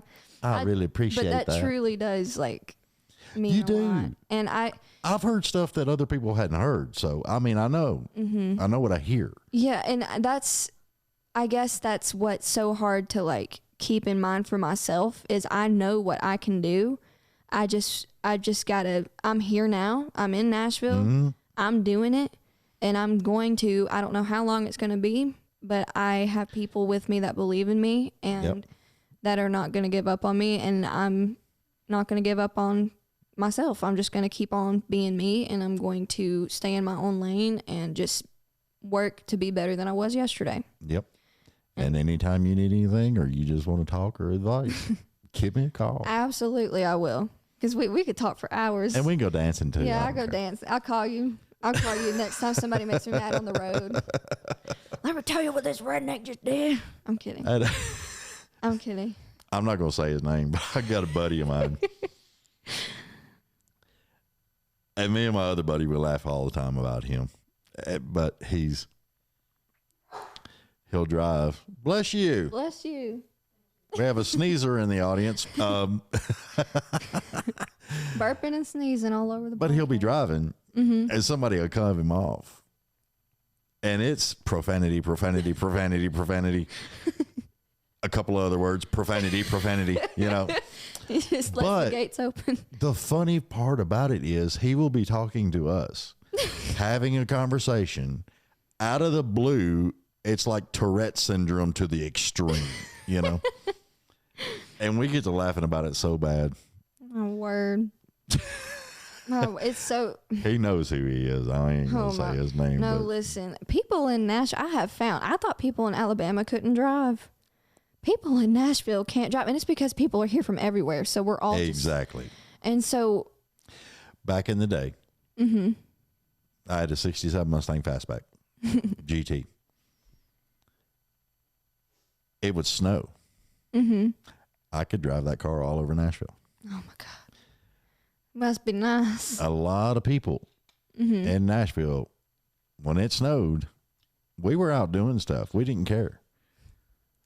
But then when all the people started coming in, honey, let me tell you, they may have come from Chicago or New York, but them people cannot drive. Oh, I know. And the reason I say that is because I've drove a big truck. I've been in New York. I've been in Chicago. And let me tell you, those people, if they're not dead stopped on the interstate, they're doing 100 miles an hour trying to get ahead of everybody else. Oh, I'm sure. And that's what it's turned into down here. Yeah. Yeah. So that's why you're having more wrecks, having all kinds of crazy stuff. Every day. It's insane. And I'm still getting used to it because, I used to live in a small town, like so small. So I know. It was like 10 minutes at most to get to where I needed to go. And now, like. How many red lights? And didn't I ask you that before? I asked you that before. Yeah, because I remember you telling me about that town that had like one red light. Yeah. Chris Turner had one red light. Really? In his town. That's crazy. That's crazy. Yeah, mine had a little bit more. I mean, I came from Florence, which is not a small town. I mean, it's a small town, but not a small town. Well, I mean, but Troy. Florence has got a lot of red lights in it. Yeah. I don't know about Troy. I don't think I've ever been in Troy. Troy's got a bunch. You know, there's a lot of intersections and stuff, but it's not big at all. It's not big at all. Everybody in Troy knows each other. It's small enough to where pretty much everybody in Troy kind of knows each other. Yeah. Or knows of each other. Mostly because of the university. Like, literally, Troy is just the university, and then that's about it. And then it's a university town. Yes, it is. That's funny. And oh Lord, I remember, like, it would take me no time to get anywhere. Now I moved up here. I mean, I love living in the city. I do so much better when I've got something to do, or like there's places to go. You know what I mean? I got to keep myself busy because my brain will start braining, and then I cannot be like unbusy or stagnant for so long. Like, I have to do something all the time. I have to have something to occupy me, because if I don't, it's all just going to go cray up here, and then I lose my ever loving mind. Oh, that'd be funny as all get out. It's actually really funny, but it's sad at the same time because nobody knows what to do with me. I'm just like, I'm delirious, pretty much. Turn a movie on and duct tape you? I don't know. I don't know. I've developed so many like weird hobbies because of that need to always have something to do. Or they're like twitches or something? Not like twitches. It's like just hobbies, like things that I like to do. So like, I love to draw, which is not a very weird hobby. My granddaughter draws. Yeah, drawing is like, that's like my go-to. Like, I love to draw. And but the thing with my drawing, hey Mom, don't be too concerned. I'm fine. I'm kidding. They tend to go dark. No, they don't tend. As a kid, as when I was little, my drawings were concerning. I don't know what was wrong with me as a kid. But I was like, Einstein be looking at him going, this kid has problems. Yeah, take her to mental hospital. Like, I was so innocent about it. I just was intrigued by like I was intrigued by like really weird dark stuff as a kid. So I would just draw like anyways, I'm not gonna get into it. Next, please. I might get turned in. No, you start on this part, and I'm gonna have to like start charging you for the session. You know. But no. Where's my book? How did that make you feel? Seriously, start showing me ink blotches. But no. Now I call it Delulu Land, and I have like my whole like, I call it, I don't know, like my whole universe. I have characters from like this whole universe, which is connected to a show that I love. Mm-hmm. And so like, I just constantly live in Delulu Land when I'm drawing, and I pretend that like that character is me, and then I'm living that life in that world all the time. So that's like, and I have like a whole music playlist to go along with every scenario in that world, if that makes sense. No, see, that's me, and he's probably going to kick my ass for me telling this story. Me and a buddy of mine, he's a tattoo artist now. Okay. Hey, I feel like that's how it always goes. Maybe I'll be a tattoo artist. Well, I mean, me and him were friends from like 7th, 8th grade, I think, something like that. I can't remember. Anyway, I was sitting here trying to recall exactly how long I've known this dude, but you know, he lived on down the road from me, and we hung out, and there was this Japanese anime cartoon that came on, and I think me and him were the only ones that actually loved this thing, you know, because they took like an old battleship from World War II and updated it to like the year 3100 or something like that, you know. So I think I know what show you're talking about. All the cannon shot out laser instead of, you know, the missiles and stuff. And we would literally sit there and draw the ships and everything else. And then lunchtime, he's right there, I'm right here. And we got the papers next to each other, and we're like shooting each other's paper, and That's so fun though. it was the nerdiest freaking thing. No, because that's what I am though. Like I am a nerd, and I'm like a closeted nerd. So like until you really get to know me, you wouldn't really know it. I mean, like I'm working on it. I mean, come on. Yeah, like some things about me. I mean, you could probably think we're nerdy, but like I am nerdy, like very weird. But I mean, I that's just who I am. I like certain things, and if you get to know me, you'll get to know everything I like. But yeah. It's very similar to that. Like I live in Delululand and Yeah. Well, I mean, it was fun. yeah. And I have like I was telling you, I have a whole playlist. I think I said this last time I was on the show too, but I have a whole playlist of songs that remind me of a scenario from every single possible scenario in that universe, I guess. Yeah. So that's one of the. That's pretty cool. Yeah, it's just how I get my creative energy. Have you thought about laying it all out in a script fashion? I actually have. I used to write some, but then I got so mad at writing in high school. I didn't get mad at it. I just got tired of it. I got mad at writing in high school, so I just quit doing that. I was like, just out of spite. But I think I might get back into it. I'm getting back into reading too. Sweet. But the things I read are not like normal either. Normal stuff. Yeah. I read like, right now I'm reading a mermaid book. I kind of was fixing to say that. Yep. That's exactly what I'm reading. But I love it. I love it so much.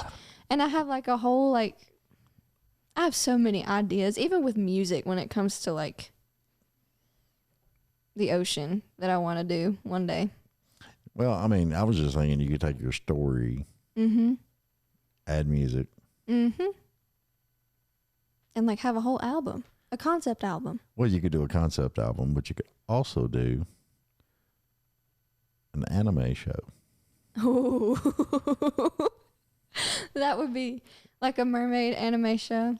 Yeah, with music. Yes, though, because The Warped Little Mermaid. yes, there's this song I listen to that's actually from an anime that's like it was like siren themed, and I listen to it all the time. I love like ocean themed, siren themed music. That's another like whole nother rabbit hole that you can go down in my music. I'm sorry, I've been yawning. It's okay. I'm not sleepy. I get sometimes where I do that too. I yawn all the time. I yawn all the time too. Like especially when I'm like at work.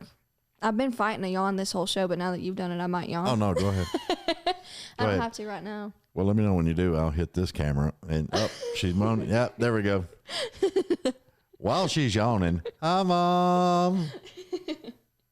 What's your mom's name? What's your first name? Christy. Christy. Hi, Miss Christy. I don't know if she's even watching right now. She will. No, later. she's not, because this isn't live. Oh heck yeah! So you can cut out. No, I'm not cutting out nothing. Please cut out the burp. I'm begging you. I don't edit a whole lot. That's okay. It's okay. I'll live with it.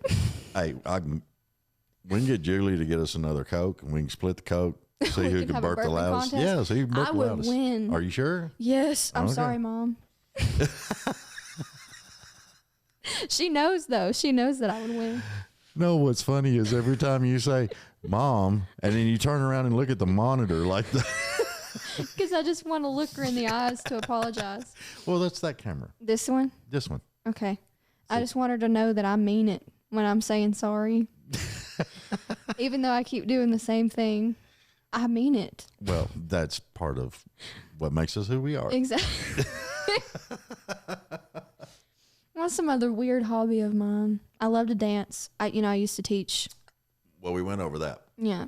The Zumba You classes. dance, the Zumba classes. Yeah. I'm still would not look good in yoga pants, I'm telling you. Look, I think you could rock them, if I'm being honest. You'd be surprised. You'd be surprised. But no, I choreograph dances in my free. I don't really have a lot of free time, but whenever I'm in one of those moods, you know what I mean?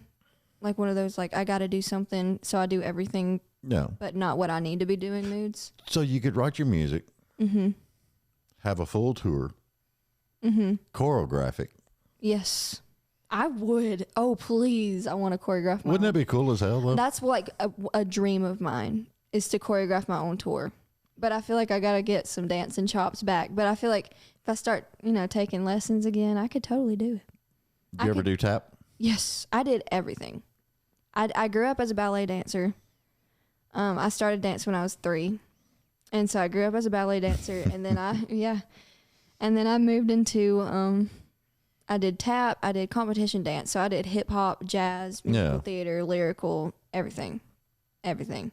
That's awesome. Yeah. My favorite is hip hop and ballet, which doesn't make any sense. But yeah, well, when the breakdancing came out, I thought I was a breakdancing star. So that's one thing I don't do is breakdancing. What was funny,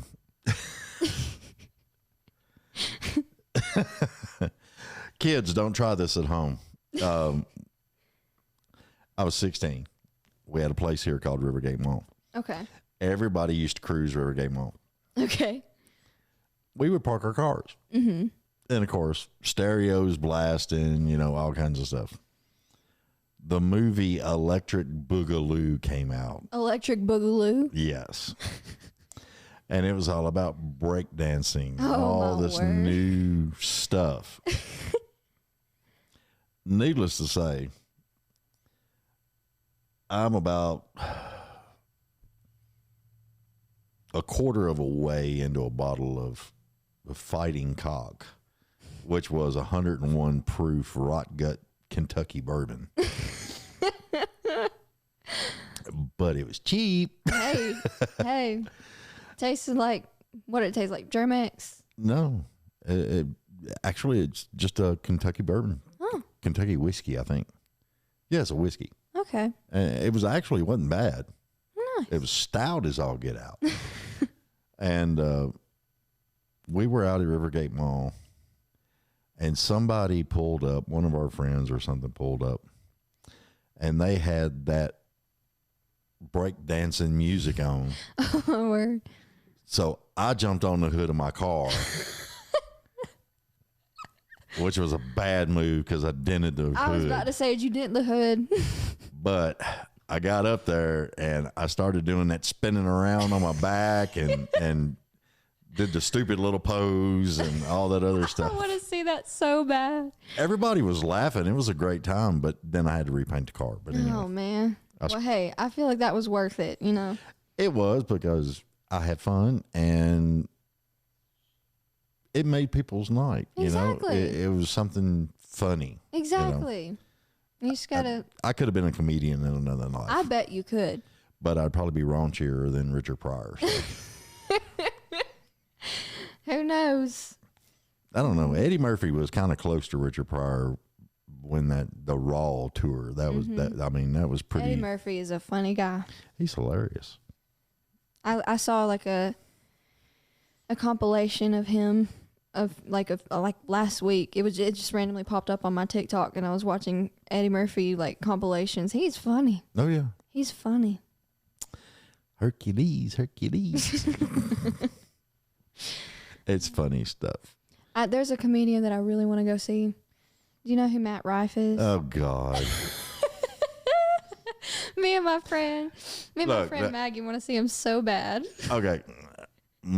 I think my daughter wants to go see him. Like 5 or 6 of her friends are just dying to go see him. And I made a comment. I was like, dude, wonder if I could get him on my show. That would be so funny if you did. Oh, it'd be hilarious. And because I'm sure we could feed off each other. That would be a never ending. Yeah, 4-hour podcast, But I said that when she was on the phone with one of her friends, and the only thing I heard was, tell him to do it. Get him. Like, I would have a flock of females outside the front of my house. Yes, you would. Definitely have to have security. Yes, you would. Definitely. I could be security if you want me to. No. Because you'd be the first one going to jail for manhandling. No, here's my thing. I am, despite how I may look, I am so freaking awkward. Like, I'm so awkward. So, especially if I think, like, you're attractive or whatever. Mm-hmm. I'm like the most awkward person on earth, and it's not like a cute or funny awkward. It's like literally an awkward to where they think I'm mentally like messed up and won't speak to me. Like, how do you flirt with a guy? see, I don't know how to flirt. I don't usually flirt. I don't think I flirt. Yeah. I don't flirt. Are you sure? I'm sure, because at least I don't think I do. Because, like, I've never, this is so weird to say, but I've never actually, like, I know this sounds so, I guess it'll probably, I don't know how people are going to take it, but, like, I've never really genuinely pursued a guy. Like, okay. I've never had such a huge crush on someone that I just made the first move, if that makes sense. I've always, for me, throughout my whole life, relationships kind of just happened. Yeah. And, like, I never really looked for them. But, like... What are you talking about? Relationships just kind of happened? Like... To the point you were like, I'm dating this guy? Not like I'm dating this guy, but, like, I didn't know this guy liked me. Okay. And so then they make it known, and I'm like, oh. Yeah. You know, it's just weird. Well, see, that's after the third divorce and the ex-girlfriend, I was so done with, I honestly can't tell you if somebody's flirting with me. Mm-hmm. I can't either. I don't do it to anybody else. I don't think so. But because of my personality and I'm able to talk to anybody. Yes. People take it. People think I'm flirting. People say that to me because I'm a really outgoing person. Like, I will tell somebody my life story when I don't even know them. Like, oh yeah. Every guest I check in at the front desk, because I work at a front desk right now at the hotel. Mm-hmm. Every guest that I check in, my coworkers are like, dang, you just talk everybody's, like, you just talk to everybody. You're best friends with everybody. Yeah, but they'll write back and they'll tell. Yes, and the management. They have. What a wonderful person you are. They have, hopefully, so far. I have one that said they were going to. But, But that's the way I've become. Yeah. You know, it's just kind of like, I don't know. Some people call it jaded. Yeah. But it's not. Here's the thing. You can't hurt me if I don't let you in. Mm-hmm. That's true. That's just the way I look at it. Yeah. My thing is like, I guess I'm such like an open person. The stuff that's like private is private, but like it's not hard to get to know me at all, really. Oh yeah.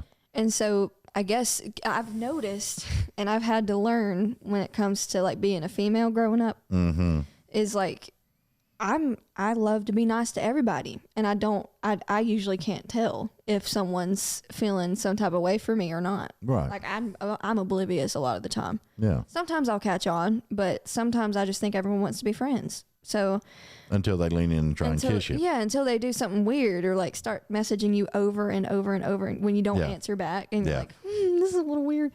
But I've had to kind of obsessive too. Yes, yeah. I've had I've had to learn over the years, like, you can't be nice to everybody. Sometimes you have to. And so, like, I'm still getting used to, like, being nice to the people that I meet. But then once I'm starting to catch vibes and, you know what I mean, I'm like, yeah. Yeah, it's usually old guys. That's what And but see, now, okay, look, there are old guys that are just pervy. Mm-hmm. And you got to watch out for them. Yeah. I'm telling you straight up. But you got some old guys that don't realize they're 58. Yeah. And they're just nice people. Because I've noticed guys between 50 to 62 still feel 30. Yeah. I do that. Mm-hmm. I have to watch myself. Yeah. Because, I mean, it's just... You think you can still do certain things. Yeah. You think you can still be attractive to a 40-year-old woman. Mm-hmm. And you found out different. Yeah. Because they're just looking for security, house, car, somebody that's stable enough to take care of them. Right. Which they're barking up the wrong damn tree, because I am far from stable. Oh, we knew that already. I'm kidding. That's a I joke. mean, seriously. I mean, I even told Taylor Hughes and Hannah Wright, and you're more than welcome to join. I'm going to have a pajama party. I am so down for a pajama party. I mean, we're going to do. That sounds like a Halloween pajama party. Well, I thought about that. And then I thought about doing one in November in between holidays. Yeah, like a Friendsgiving. Like a Friendsgiving. And bring a guitar, bring what you want to drink, hang out. You're in a safe zone. That sounds like the time of my life. Because no matter what, this show will always be a safe zone. Mm-hmm. Always. Because nobody's going to control me. And I want people comfortable enough to where we can talk about whatever. I love that. It's the way it is. That's what I love about being on this show is like, it's just fun conversation. You know, I just love talking to you. Like, it's just fun. Oh, it's a hangout party, man. Yeah, we both just talk, and I love it. I love it so much. Well, you know, you're welcome up here anytime. I want to know, because everybody's sitting there going, when are they going to get to something good? We've just been shooting the breeze. We just been shooting the breeze. Okay. You got a song coming out, and it is a cover. Yes. Ordinary. Is that the name of the song? Confident. Close enough. Where did I get ordinary from? I think the O in confident. I can see how you get it confused. See, I'm not real confident in my brain. I mean, it just... It's okay. It's okay, friend. You're doing amazing. Yeah. No, yeah, confident. And it's kind of funny because at first I was like, I don't know if I want to sing that song. But I performed it in college with Populous, the band I used to be in at Troy. Mm-hmm. And I sang that, and it's so funny because, like, I feel like that song kind of just came from God because I definitely wasn't looking for that song. Right. And they were like, we want you to sing this song. And I'm like, oh, okay, I'll try it out. Yeah. And I wasn't crazy about it. I have not been, like, I love the song, but Demi is an insanely talented vocalist. Pretty much. And so I was like, I don't know if I can, like, do this justice. Like, I don't know if this is something I can do good at. You know what I mean? Yeah. And so that's why I've never been, like, I've always been kind of about doing the song. Annie Demi Lovato, like, she is just amazing. A lot of amazing singers. I'm like, I don't know if I want to, like, cover that song. And so we decided to give it a go, and we made it my own version. And it's going to be awesome. whenever I performed it, I realized how much I loved it and how much I loved that energy on stage. Like, that is me. Like, that energy is me. Like, being up there performing that type of song, and, you know, I just loved it. And so I had the time of my life performing that song with Populous. I went into Delulu land again. That's what I always call it, like, delusional land. Mm-hmm. And I pretend that I'm literally in a stadium and I'm, like, on tour or something. You know what I mean? Like, I just live in Delulu land. And so that's how I always felt whenever I was singing that song, was like, I just felt awesome singing that song. And so I left Troy, and, you know, I've been writing and doing my own thing, and something had come up, and Paula suggested, like, why don't you just sing Confident? She suggested it so many times, and I did the same thing. I was like, I don't know if I want to record that. Like, I'm glad you did. I'm glad I did too. Now that Paula always knows best, Dude, I love let her me to tell death. She helped me.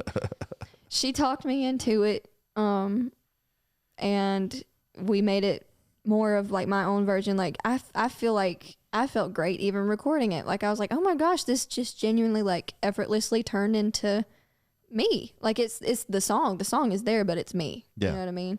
I got to take a break. Okay. Have fun. Yeah.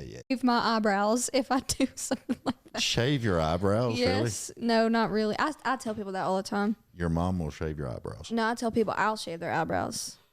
If they do something out of pocket, I'm like, you just lost eyebrow privileges. Have you seen my eyebrows? Yeah. You can shave them all you want to. Hey, I will. Say something crazy, I'll shave your eyebrows. And when you get older, it's hair in the ears. What we got?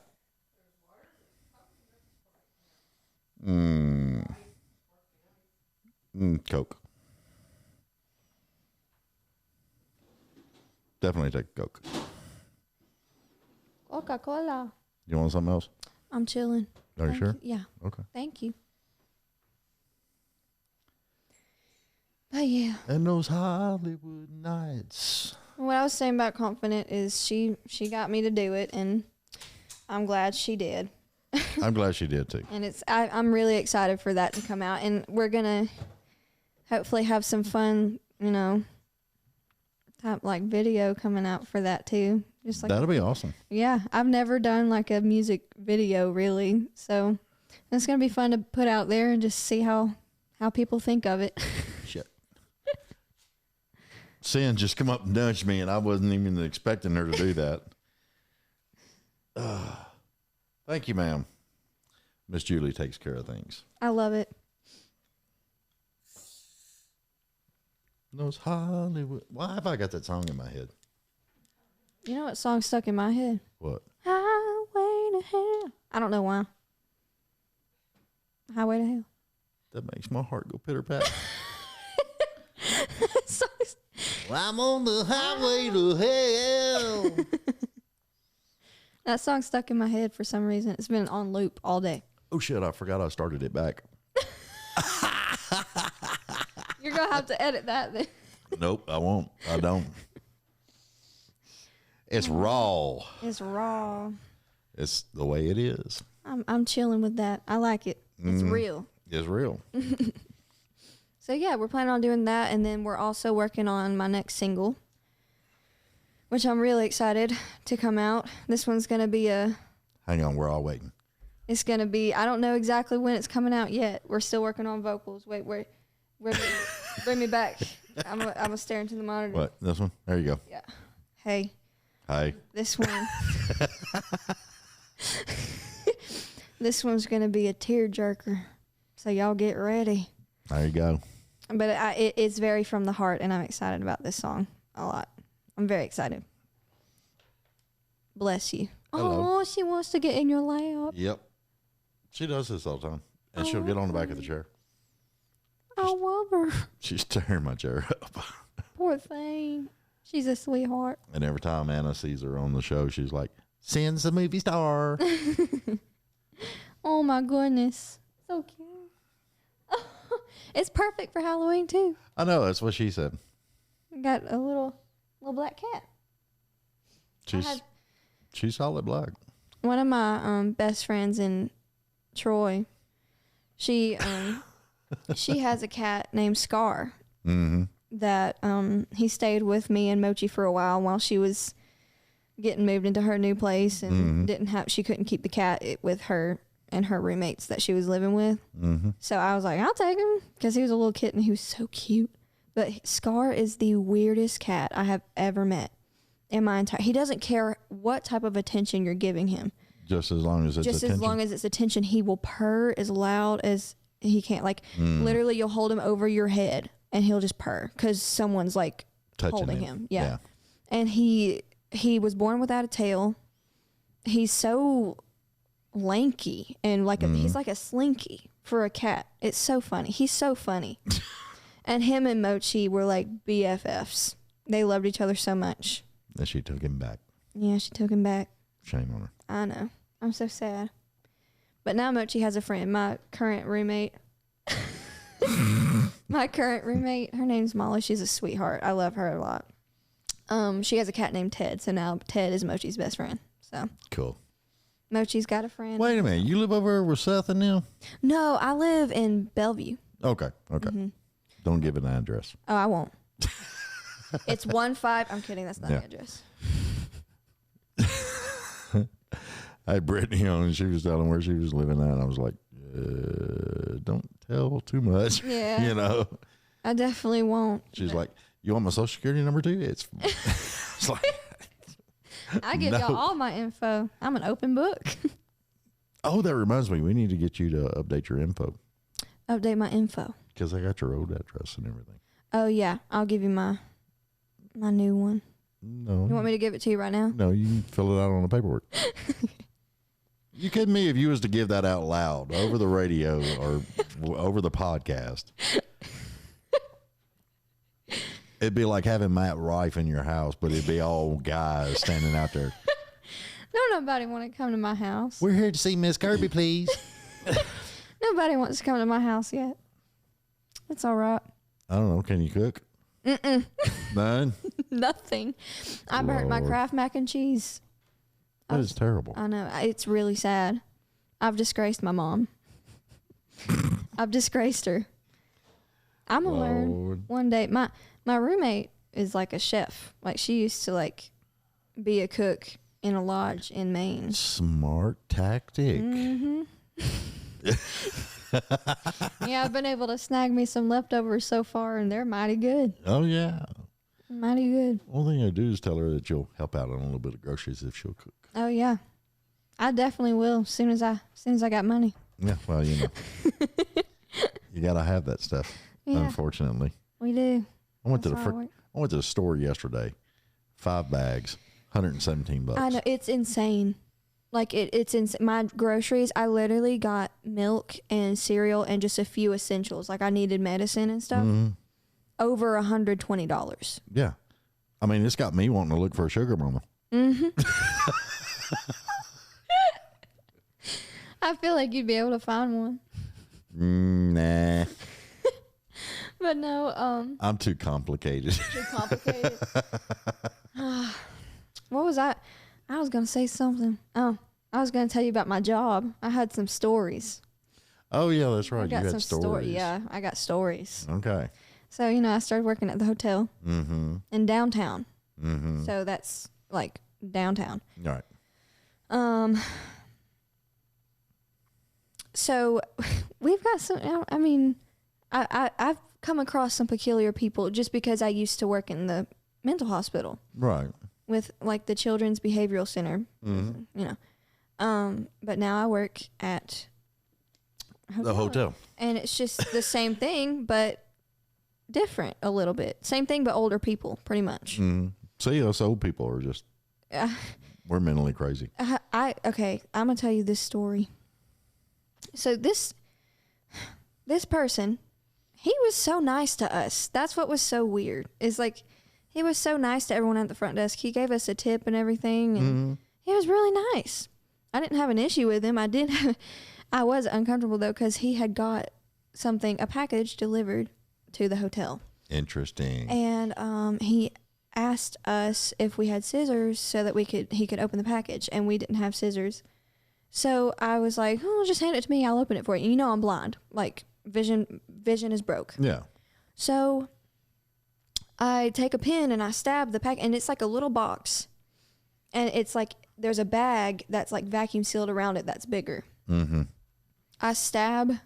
This is a fun Halloween story, I guess. Stab the bag, open it, and it's dusty, and there's dust all over it. Yeah. And I got it all over my hands and stuff. I look at what the box says. It's from a crematorium. It was somebody's ashes. Oh my God. Yeah. Yeah, so I opened a box of somebody's ashes for... And got their ashes on your hands? Yep. Mm-hmm. That is weird. Yeah. And then there was a lot of really weird things that happened after that, but... A little box, though? I mean... It was a little... What did he have cremated? What? A little box like that isn't a person. It can be. Really? Yeah. Seriously? It was definitely a person. That is pretty wild. Just in case there's some... You're kidding me. Well, why do they show the big vases and all that? That's what people put them in, but they come in like boxes, I think. Like little boxes. Especially... Yeah. I could so go off on like 4 different bunny trails on this. Are you sure? Okay, well, Julie says we cannot talk about the bunny trail stuff that just popped in my head. That's fine. But did you know that you can take somebody's ashes and you can put it, and they make it into jewelry and like a crystal? Yeah, they can like compress somebody's ashes into a diamond. I've heard that. I think that's... I don't know.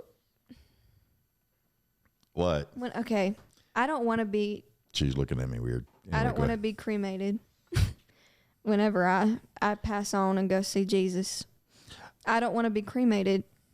But I feel like if I had to be cremated in some way, shape, or form, I want someone to turn me into a diamond because that's what I want to be. That would be pretty cool. But at my funeral, I don't care. I want to hire a DJ, or someone's going to hire a DJ, and we're going to dance, and I'm going to be lowered into the ground. Wait. Just to clarify. It's going to be a party. You're not being pulled out of the casket to dance. Oh, no. Okay. They're going to dance with my casket. You know how they have the casket on the shoulder and they'll dance with it? Yeah. That's what I want them to do. Well, it's more Louisiana style. Yeah. Yeah. But I want them to play. This is just my dying wish. I'm kidding.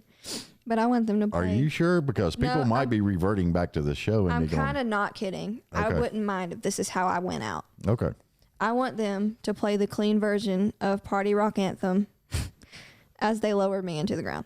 I don't even know what that song is, but. Party Rock is in the house tonight. Everybody.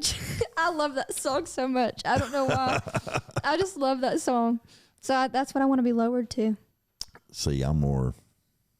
I want to have a disco ball. I want to be, and I've told people this for a long time now. I want to be cremated, but see, there's a difference in how I want to be cremated, but you cannot get that. Huh. Because Is it illegal? No, I want like well, it might be illegal. I don't know. But I want to be like the Viking and the kings, you know, how they used to. Like in the big old like shrine? Yeah, I know what you're talking about. And, you know, a lot of the Vikings and kings were, if they wasn't enshrined, they were put and they were burned and cremated. Yeah. And that's kind of how I wanted to do it. But they frown on putting a dead body on a boat and setting it on fire. Yeah. I don't know if I could ever get that done. Hey, you know what? I feel like if you made some arrangements, maybe that could, you know. Yeah. No. Well, I mean, you know. I do think that'd probably be really, very sus, very illegal. Yeah. It'd be messed up. But, I mean, you know, when I die, I don't want people to cry. Yeah. I want genuinely, because like from what I genuinely, truly 100% believe, I'm going to be partying up in heaven with Jesus, you know? So I want everyone else to celebrate. Yeah. I mean, I want people to celebrate my life. I don't want boo-hoo and woe is me, you know. I don't want all that crap. And, you know, you can have a viewing before they cremate me. Yeah. You know, and have a party. I don't want anyone to view me. I want them just to remember me by my Instagram posts because I look best on there. Right.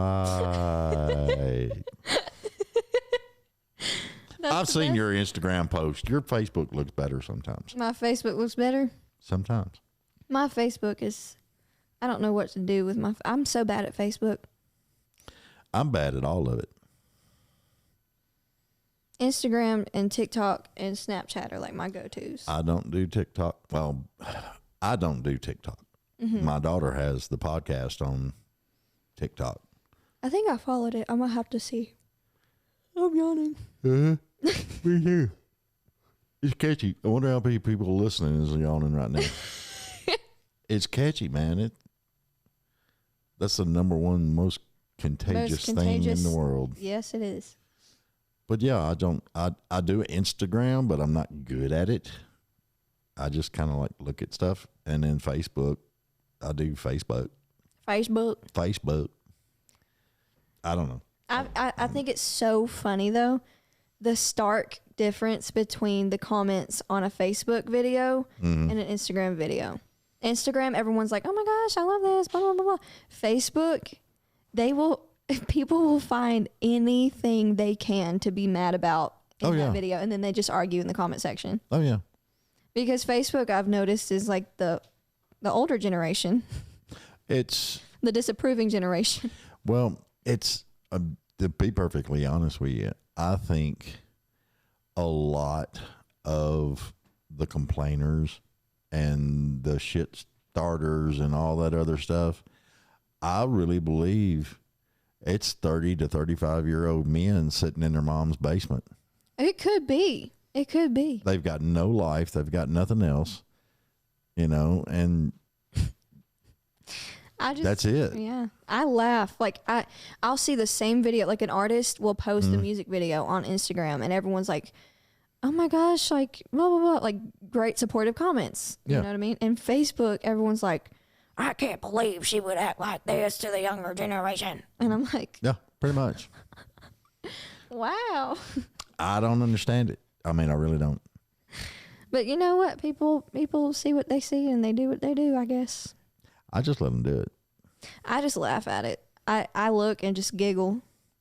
It's actually hilarious. If y'all ever get the chance, if you see an artist music video on Facebook, explore, read all the comments, and then go to their Instagram and read the comments under the same video. It's hilarious. Well, I mean, Henry Ford said it a long time ago. A fool is born every minute. Unfortunately, a lot of them are still alive. And they believe the wrong crap, and you could feed them horse manure and tell them it was grits, and they'd eat it. You. Yeah. And that's just the way it is. Yeah. It's like some common sense is out the window.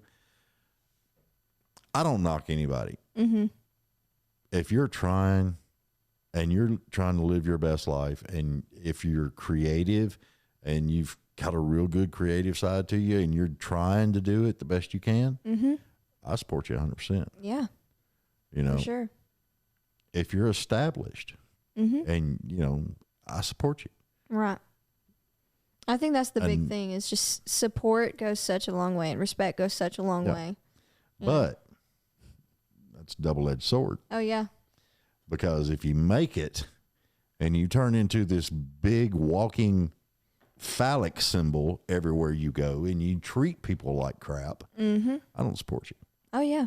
Not going to To me, I'll give respect to everyone. Everyone deserves respect, but respect is also earned, Oh, yeah. So I feel like when I'm meeting a new person, or if I don't know a person, I'm going to respect them off the bat until I figure out what's going on. Right. You know what I mean? And then after that, respect is earned. You know what I mean? Mm-hmm. And I feel like there's different types of respect. There is. And people totally misconstrue that. They don't understand it. If I'm meeting you for the first time, then I respect you as a person. That means, to me, you're acknowledging me as a person. You're treating me as a person. You're getting to know me. You're having a conversation with me. Exactly. But that absolutely doesn't mean we have to agree or live the same life. That's right. But a lot of the time that's what it is. It's like people will completely knock everything if one thing is said that they don't agree with. Yeah, but see, that's a lot of times people just, I don't know. There's a lot of things I feel like people have gotten away from. Traditional marriage. Yeah. Yes. It's too me. But if you look at all of it is coming back to me. Yeah. And I just get tired of it. I've always been taught, like, you should use like the kind of like the holy description of marriage as an example for all of your relationships. They should be, you should give and you should be willing to accept support. Like, it's like, you give and you take, and you know what I mean? And people, I think when people don't like understand that respect can mean something different, you know what I mean? Like, oh yeah.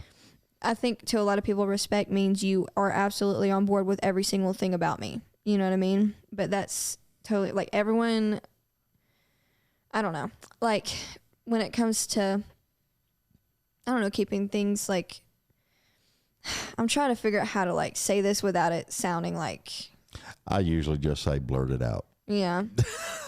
Like I've grown up like getting taught like the example of marriage is like it's an agreement, it's coming together and working together, even though you may have differences. You have different roles and you have different, you know what I mean? But yeah, I mean, also, everybody's got different roles in it. Yeah. And so like people don't understand that like not everyone's going to do the same thing you do. Not everyone's going to act the same way you do, but you still can give in that relationship and you can still support, you know, a person as a person. Exactly. Well, I mean, to me, traditional marriage is two people coming together to build something remarkable together. Exactly. That's what I see it as. It's like marriage is supposed to be something beautiful that two people, right. And it's not just something that happens. It's like a task. It's not a task. It's a mission. Like you have to constantly work at it. You know what I mean? You do. And so, and you have to have communication. You got to be able to talk to your partner. Yes. And because if you communication, it's not just saying things, it's listening. And people don't understand that either. They're saying like, well, okay. If I'm dating a woman, all right, I'm learning things about her. Right. I know her tics. I know what she doesn't like. I know what she does like. It's kind of like she should know what I like. Exactly. But when you got one person doing all this work and committing to that relationship, and then the other person only goes so far. Yep. And then just cuts it off. Yep. You know, that's like 5 years from now. You'll come up to me and say, what was I wearing on the second podcast? Yeah. And I'll tell you, bell-bottom blue jeans with a button-up fly and a black T-shirt. Yep. But I'll tell you that 10 years from now. I might not remember your damn name, but I'll remember what you wore. Yeah. I remember what my first wife wore on our first date. And it was a yellow blouse, blue jeans, and clogs. Yeah. That's cool. Clogs. I forgot about those. And we were in my mom's 74 blue Monte Carlo. Nice. I have a memory for things. I can't remember a name for nothing. I've always I've heard this saying and I think it's like really profound. Totally profound. People might not always remember your name or like what you said to them or what you did, but they'll always remember how you made them feel. And so I feel like a mission of mine is to always make people feel loved and respected, even if like you don't have to live the life I live and you don't have to believe the same thing I believe for me to treat you in a loving way. And right. I feel like on both ends of the spectrum, people just can't get past that because they're so hurt that somebody doesn't believe what they believe. But because they're so closed off, communication doesn't happen, and open when the minds are closed off, nobody wants to even listen to what the other person has to say. So then we just spend every day being mad. You know what I mean? But going on what you just said, why is it everybody under the age of 30 thinks love is one word, one way, that's it? That's have you noticed that? Yes, I have noticed that. And there's different kinds of love. Like people put everything under the same umbrella. You know what I mean? And love, there's so many different kinds of love. Yeah. In my opinion, like there's like the mother-daughter love. I think I've always heard it called agape love or whatever. And I think that's like the fatherly love or whatever. But there's love for a friend. There's love for, you know, your parents. There's different types of love. You know what I mean? There's different ways of showing love. Yeah. And so love for people, you know, would be serving people and, you know. Yeah, but it got away from people. It went got to away from money, people and it went to things, objects. It's everything has an agenda now, and it's kind of at a point of no return, you know. So it's weird. Big goal of mine in life is to just hopefully always keep myself in check and emulate the values of, you know, serving the public and being a selfless person and genuinely showing love to people that need it. You know what I mean? Yeah, it's called Southern thing. Southern, yep. Southern hospitality. But I've always wanted to like impact the world, especially through my music. Like I want music is a universal language, and it's a way to connect to people. Like the same saying, like people might not always remember what their favorite thing you did, their favorite song from you, but they'll always remember how it made them feel. Yeah. And so I definitely always want people to be able to find like love and support in my songs, no matter what it is. Like if they just relate to it, they know like I'm not alone in this. If it's something speaking to them, they know that they're loved and they need to you know what I mean? Like I just want people to find something in every song of mine that they can feel supported with. You know what I mean? Yeah, because I've had, honestly, you know, all the rough spots in my life in music. Mm-hmm. And it would calm me. It would, and you know, I'm not proud. I'll say it straight up. If I just needed a good freaking cry, yeah, I totally get that. I'd crank it, you know, and I would bawl my eyes out. You know, yeah. And I do that. I think that's one of the biggest problems with men nowadays is everybody thinks that men are just supposed to suck it up, buttercup.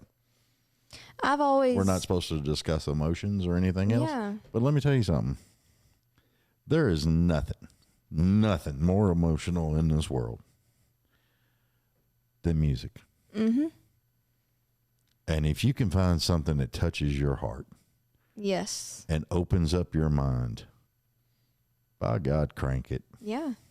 And I find it like, to me, like just as a female, I've always been more drawn to men that can tell me and show me how they're feeling. Like when they're upset, cry, be upset. Like, you know what I mean? And like sensitive. I like when there's emotion behind stuff. It's not all about the act, you know? See, now this is where, how in the hell we get on this subject? Okay, I'm going to say this straight up. The biggest problem between me and all my wives was a very simple thing. And I'm not saying which one said it or which one didn't say it or anything else, but I'm just saying anytime I tried to do something in an act of love to show them how much I loved them. Yeah. Grow up. Quit being a wussy. That's not right. You are so sappy. I can't stand it. I'm sorry. I thought rose petals to the bedroom, your favorite meal, you came in from hanging out and you come in and I've got your bath drawn. I got dinner waiting. That's the stuff like I love. Like, and I feel like a lot of females feel that way. You know what I mean? Well, it all depends. Yeah. Some of them don't. Some of them can't stand it. I opened the door for a lady the other day. And did she get upset that you opened the door for her? I can open my own damn door. That's crazy. So you know what I did? Closed it? I closed the damn door. And I stepped back. And when she opened the door, I cut right in front of her. Thank you. And I walked right on in. Yeah. I got called a couple of names, but I didn't care. I don't understand. And like, But I was at Kroger, okay? And I got some stuff, and I come out. And there was this lady. She was leaned up against, you know, the brick pillar out front. And she looked like she was just having a bad freaking day, man. I mean, she was just all points of disappointed or what. I don't know what it was, but it was just like something told me. And I walked over and I kind of put my shoulder up against hers and I said, "Hey, you're beautiful." Oh, And I walked away. that's so sweet. And she was like, Some people really need it. It just depends on the person, I guess. "What's wrong with being kind to people There's anymore?" nothing wrong with it. And that's what's, I guess that's like what I want to be. Is I want to be kind, and I want to, you know, it's I've always, like, my mission in my entire life has always been to, like, do something big when it comes to serving people. Like, I want to show, I don't know, I just want to be kind. I want to be kind, and I want to be loving to everybody. Yeah. And some people you can't be that nice to, like I was talking about earlier. Oh, you can't. But, you know, it always pays off in the end. You know what I mean? Not having a stone cold heart. It really pays off. You know, you might get hurt, but it's so rewarding to be able to, like. See, that's why me and you talk so much when we get together. Yeah. We're so much alike. It's wait a minute, what was your mama's name? Christy. Hang on, Christy, yeah.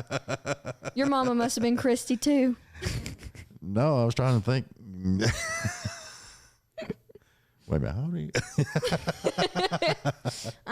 I'm 50. Yeah. Mm-hmm.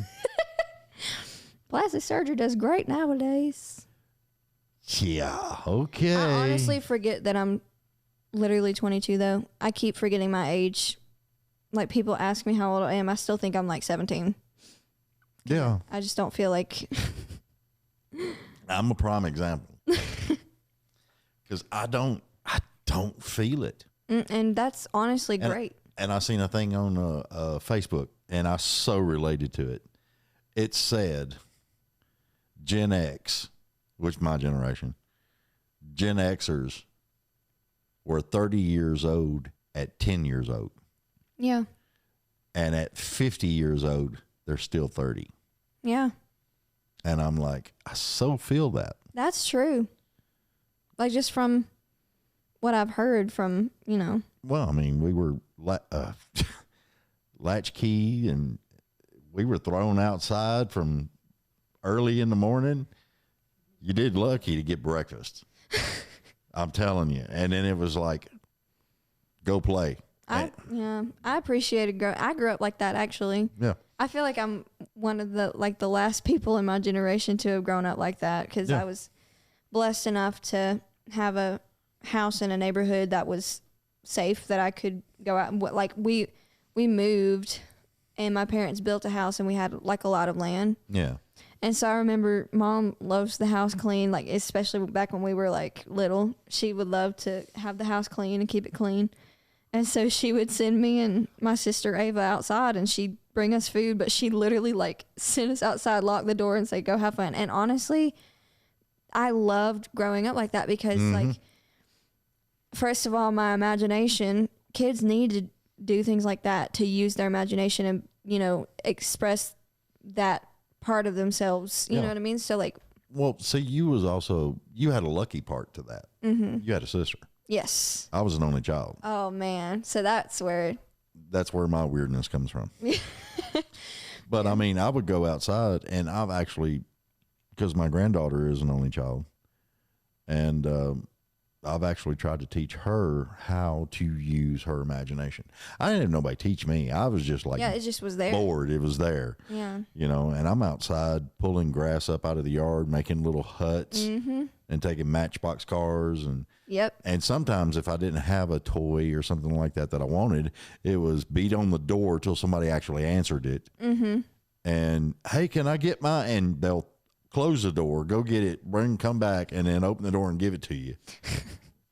And that was it. See you at dark. Yeah, pretty much. Me, like, I heard in the 80s there was a commercial that was asking parents, do you know where your kids are? Because it ran all the time. Let their kids out. That's so crazy. I mean, between 8 and 10 o'clock at night, that's all that ran on the commercials. That's funny. That's crazy. Do you know where your kids are? But that's like it's crazy how the times have changed. Like, you just can't. Well, I mean, we were sent outside, very seldom checked on.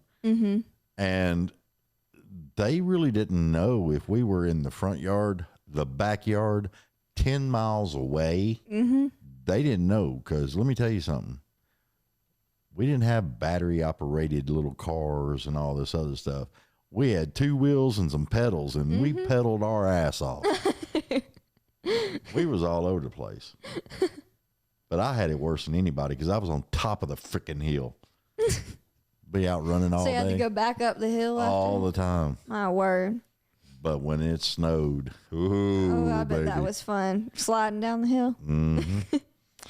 We had 2 hills right there close to me that we always went to. Oh, wow. That's so fun. And we would either go down Jones Avenue or we would go, what was the name of that other street? Woody Hill. We go up to Woody Hill and go down it. Okay. That sounds so fun. I remember my dad used to strap a sled onto the back of his 4-wheeler whenever it snowed, and he would basically would do inner tubing, but the redneck version. Well, me and my dad, we rode dirt bikes all the time. Mm-hmm. So when it snowed, 10 o'clock at night, yeah. Dad would be like, let's go. And I'm like, all right. That sounds so fun. And we're getting suited up. And of course we had the motocross boots and all that stuff, yeah. So we were dressed up, and it was literally through the neighborhoods, flat tracking on dirt bikes, 2 wheels, snow flying everywhere. I love that. And it was the best time I ever had in my life. I bet that's how I feel about when my dad used to take me and my sisters out to the creek. We used to live, before we built our house, we used to live next door to these other 2 girls, Aubrey and Ava. Mm-hmm. And Aubrey and Ava, we were really close friends. And their dad, Jamie, we called him Gravy for some reason. I remember my sister walked up to him and was like, "Hey, Gravy," one day, and we just started calling him that. And so it kind of stuck. Yeah. We strapped a big old stick to the front of the 4-wheeler because we'd drive through the trails in the back of the woods to get to the creeks, and spider webs would always be hanging over the we love that. We got so sick of getting hit with the spider webs, so we taped a stick to the front of this 4-wheeler. Yep. And we would all sit on the 4-wheeler with Dad, and then Abby and Ava would sit on the 4-wheeler with Jamie, and they would Gravy. We'd go, gravy. And we would go we would spend whole weekends just riding around in the creek. We would swim in the blue holes, and we just grew up. That's where I learned to swim, and I'm like I love to swim. I'm under the water more than I am above the water, and so we just grew up doing that. They would bring hot dogs. We'd have the raw hot dogs, and oh Lord, if I ever get a pool, I'll never get this girl out of it. Seriously, I will come over and I will bring my mermaid tail, and we will swim in the pool. Because I need a place that people won't look at me so that I can use my mermaid tail. I can't go to the Y and use my mermaid tail. No, they'd stare a hole through you. Yeah. I can go to my parents' house and use it, but they still post me on Facebook. So I gotta find somewhere where I gotta find somewhere that I can swim where no one's looking. My house is always safe. Okay. But yeah, and you're more than welcome to chip in on the pool too. I might if I make some money one day. I'm gonna get me a pool somewhere, hopefully one day. Yeah, and a big brick wall around it. Mm-hmm. Nobody knows I'm swimming in my mermaid tail. That's Nobody knows. That'd be funny. It would be. I actually have you seen those extremely realistic looking silicone mermaid tails? Oh yeah, I've seen them. I want one. That's one of my biggest things. I want that so bad. I've wanted one since I was able to speak, and they're expensive. I know, that's why I haven't got one. They're like $3,000. Trust me, I've done the research. I can imagine. I want one so bad. I got a granddaughter in there wants a furry suit, and I got to looking at them things, and they're like $10,000. Yeah, they're expensive. And I'm just like, it's crazy. I've never been into any of that, but on TikTok, you just find some, just find everything. And it's weird. People talk about the furry community, and I'm not knocking them. Suits are expensive. I'm not knocking them. I'm just saying that crap is expensive. Yeah, the suits are expensive. Cosplay is expensive. I sat there and I watched a lady one time build with foam and all this other stuff, and she built this costume. I can't even remember what it was from. Probably Five Nights at Freddy's. I've seen people doing that. No, this was like some really hot galactic killer type woman. I know what you're talking about. And she was just... Does she have this big long sword? Yeah. I know what you're talking about. And her outfit and everything was just like, oh my God. Yes, when some cosplayers go all out and they do amazing. You need to see the Five Nights at Freddy's Springtrap cosplayers. No, it's scary. They are so cool. No, it's scary. You're scared of Five Nights at Freddy's? I'm scared of the dark. I'm scared of the dark too. But I'm scared of animatronics, but not the Five Nights at Freddy's animatronics. Well, there was that one in there. Yeah, I'm scared of that one. I don't like that one. I don't like that one. I don't like like when I go in Spirit Halloween, I will walk 10 miles around every single animatronic I see just to get to whatever's behind it because I can't. Yeah, because they got some pretty cool ones nowadays. They do, and they're terrifying. Lowe's, Home Depot, they've all Yes. got them. So my friends used to force me to go to Arx Mortis with them for Halloween. So you started talking Halloween and Spirit of Halloween, and look, there she is, popped around the corner. I'm just like my friend. We had this haunted house called Arx Mortis, which my friends would always force me to go to. I hate haunted houses. I hate them, not for the scare actors. Yeah, for the animatronics. I can't be around them. Like I can't look at them. Like I can't. Something about it. I think the uncanny valley that I get from it, I just can't do it. And so I remember I was on a date. I remember it was in like 10th grade. Are you sure you was on a date? I was on a date, but I was so mad about it. He paid for it, so I went. Okay. And so his name's Drew. We're still really close friends. Okay. I remember I had a breakdown outside of the entrance of Arx Mortis and was like crying and sitting on the ground, and I refused to even walk in because I was so scared. And Drew was just laughing, like trying to get me to go in. He was probably thinking to himself, this is the worst date idea I've ever had. And then I decided to finally like man up and walk in. And I start walking towards the entrance, and then I realize I don't want to. So I back up and I bounce off of one of the scare actors who is dressed like one of those big butchers from Dead by Daylight or whatever it is. Yeah.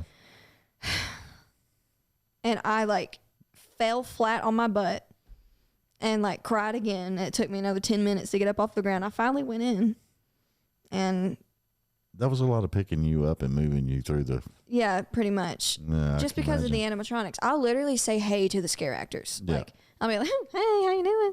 I try to see if I can get them to break character, and a lot of the time they do. Yeah, they don't care. Yeah, I'll be like, hey, you doing all right tonight? They're like, yeah. Well, whatever they're doing, they just, Yeah, I'm doing great. Yeah. They'll like crawl on the ground and say they're doing great. Watch this. I'm going to scare you. But when it comes to the animatronics, like, or even just the statues, I cannot do it. Like, I can't be near it. I don't know why. And so, like, there's this one ride in Six Flags, Georgia. It's like the little haunted mansion ride, and it has like those big, like, goofy monster animatronics. Okay, I'm not in that. No, yeah. Okay. I have to. My friends made me get on that ride. It's the easiest, like, kiddie-ish little boat ride ever, and the animatronics get this close to you, and so I have to keep my head down, and like I literally cried last time I went on it, and I had to keep my head down, and like I couldn't open my eyes the entire ride. But what about scary movies? Do you sit and watch scary movies? It depends on the movie. I don't like scary movies because... Not even Frankie, my buddy Frankie no, I back like here? Frankenstein. See, that's the thing. Like, I can watch the classic scary movies. Yeah. But when it comes to anything demonic or anything that has to do with anything on that end of horror, no. Yeah. Absolutely not. I don't know. Like, I've had like experiences with that I just don't ever want to invite into my life again. So I get really... Do you need some sage? I'm good. Okay. I'm good now. Just checking. I'm chilling. That was a while ago. Okay. But that's why I won't even go near a Ouija board. I won't. Yep. Oh my God. Get that away from me. No, I won't even. I love how I said that, and I look over into the corner and she's holding one. She's got 4 or 5 of them. I won't go near them. Like I honestly. Anna's big time horror, all that stuff. She loves all that stuff. Yeah, I don't like anything that has to do with spiritual things. I genuinely get uncomfortable in the same room as one. Yeah. I've had like really horrible like dreams and stuff about. Like, I don't know. I just don't like it. I don't like any of it at all. Because to me, and I don't know what everyone else believes, but just to me and from my life experiences, like that crap is just as real as the other end of the spectrum. If you're going to believe in one end, you got to believe in the other end. Mm-hmm. Because one wouldn't be here without the other. Exactly. So that stuff is real. It's real. Yeah, I know. Unfortunately, I've had experiences with that end of things. No, I have to. Yeah, it's scary, and I don't like it. No, I don't. I don't like the boogeyman. Mm-hmm. I will call John Wick to come get it. Bottom line. Yeah, I won't even let people say like actual names of demons in front of me. Yeah. Like I won't even because speaking it invites it in my just to me. And so I remember when I used to work at the behavioral center, I said that to the group I was the tech of. I was like, this is genuinely like something of mine that I am uncomfortable with. It's a boundary of mine. I don't like it. Mm-hmm. And this kid started listing off names in front of me, and my heart like stopped. And I was like, do you understand? Like, I was being serious. You need to chill, because I wouldn't do that to you. No, they don't understand that. They don't. And so it was crazy. But any classic horror movie, or even any like kind of like I'm still okay watching even like a gory one, but I still get really weird about that stuff too. My favorite's always been Abbott and Costello meet Frankenstein. Frankenstein? I feel like I could watch Frankenstein. Any classic. Yeah, but Abbott and Costello was a comedy team back in the 40s, 50s. Oh. And they put together this comedic horror type show, and it is hilarious. I think I know what you're talking about. It's Frankenstein and his family. Yeah. And like I remember I saw actually one episode where they're trying to like sneak something past a security guard. Mm-hmm. And they have like their son or something in the back, or I don't know what's going on. No. It's not that show? No, it's not that one. This is black and white. Yeah, it was in black and white. And she had like the big hair with the white stripe on it. The wife did? Yeah, that was the Bride of Frankenstein. Oh. I guess that's what I watched. I don't know. Yeah, probably. But it was in black and white. Yeah, but the other one was Bud Abbott and Lou Costello, and the whole show starts with them being in a museum. Oh, yeah. Boxing up and shipping out stuff. I think they were receiving those boxes then, though, because it was Frankenstein and Dracula, and I think the Wolfman was in that too. It was good stuff. It was funny, and I liked it. I want to watch it. I like classic Halloween movies. Yeah, go to YouTube. It's on there. I'm going to. I like the classic, like, I'm down for any of that as long as it's not on the spiritual side or like too disgustingly gory. I'm good. I'm chill. I don't see. I think, but it's just the way I grew up. You know, it was. You needed more for the imagination. Mm-hmm. I agree. Like, to me, I just feel disgusted watching. Like, I just would get grossed out watching the gore stuff. But, like, I think stuff is scarier when you don't know what they're scared of. Exactly. And that's because your imagination starts running. Mm-hmm. There are some Japanese horror movies like that. Mm-hmm. That you don't know what you're scared of. But, like, they show you just a little inkling of something creepy. Mm-hmm. And, like, they're some of the scariest movies ever. Well, The Howling. Mm-hmm. The first Howling, you didn't really see the full creature. Mm-hmm. It was just an inkling. Jaws. Yes. Jaws was one. Mm-hmm. And it just made your imagination run, which I was 9, 10 years old when it first came out. And I love Jaws. I didn't sleep for 2 weeks. Really? I love Jaws. I love sharks, though. I love the ocean. Yeah. I don't go in the ocean. Really? Maybe up to my knees. That's about it. I am not scared of the ocean at all. I've swam with sharks before. I actually want to swim with great whites and bull sharks and tiger sharks. I want to be like, I want to do the scuba diving. Because, I mean, if you know their behavior and how to like interact with sharks, it's not, you just don't need to act like prey in the water. And that's what, you know what I mean? See, I want to go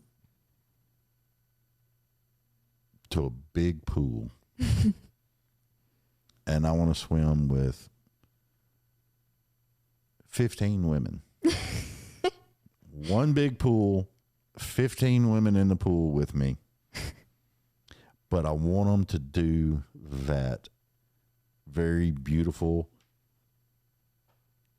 pool, like synchronized swimming. Yeah, that whole thing that they do. Yeah. Because I remember watching that as a kid on a lot of movies. Yeah. Back in the day, you know, big Warner Brothers and all that other stuff. Yeah. And they were doing all that gorgeous swimming and everything was synchronized. It was beautiful. Yeah. I think that would be cool. Synchronized swimming is really cool. I'm not going to do it, but I want to sit on the side of the pool. I watched the synchronized swimming competitions on like the Olympics. I love it. It's so cool, but See, I should have never brought this up because this is going back to mermaids. I know it. No, it's actually this. Listen, it probably will go back to mermaids. I'm telling you. But did you know they put gelatin in their hair to slick it down because they don't wear swim caps? They slick their hair back and they put gelatin in their hair to make it like a swim cap, pretty much. And I just find the faces that they make so funny when they come out of the water and they have the nose plugs. Oh, yeah. I love looking at synchronized swimmers' faces. If you ever want to laugh, you need to search up like synchronized swimmer faces and and then you need to look up Olympic diver faces because that's fun. No, I've seen some of the Olympic divers. Yeah, where they're like. And some of those that they dive down in is it Mexico, where they dive off the cliffs. Mm-hmm. And I've seen those guys. Yeah, you couldn't get me in one of them swimsuits. I'm not wearing it. It's so funny. Have you heard of death diving? No. So death diving is basically like doing an extremely high belly flop. It's like if you were to belly flop from that height, you would die. So that's why it's called death diving, because they get in the belly flop position until the last second, and then they pike when they get into the water so that they don't like crush their bones. That's death diving. I belly flopped enough when I was young. I'm not doing it anymore. All right, kiddo. We done 2 hours sitting here. You know that? Really? Doesn't feel like it. Actually, over 2 hours. Wow. I know, it never feels like it. We do be talking. But this is why I wanted you back on, because we only got a chance to do, 35 minutes or something like that? I'm so glad I got to come back on. I'm so happy you're here. Thank you. We've had a lot of fun. I have. Thank y'all so much for having me. I'm excited. I'm just so excited for everything you've got going on too. Well, I appreciate it. And it's a work in progress, but I'm not going to waver. I'm not going to back down, and I'm going to do it my way. Keep on keeping on. And did it my way. Come on, Frankie. Come on. Love that song. I know it, right? I love Frank Sinatra. I listened to a lot of Frank Sinatra at the old bar I used to work at. Mm-hmm. It was like a social bar, and they would have like jazz music. So I listened to so much old big band jazz music. I love it. Sweet. Loved it. All right. So here's your part where you get to look in that camera and you get to tell people where they can find you. Alrighty. You guys can find me on Instagram, TikTok, Facebook, Snapchat, all the socials, YouTube. Instagram is It's Kirbi Official. TikTok is also It's Kirbi Official. Facebook is Kirbi Music. And let me see. YouTube is just going to be Kirbi Music. Thank you guys so much. Kirbi. Just Kirbi. Just Kirbi. Just Kirbi. With an I. With an I. Yes. Kirbi with an I. You know what sucks? What?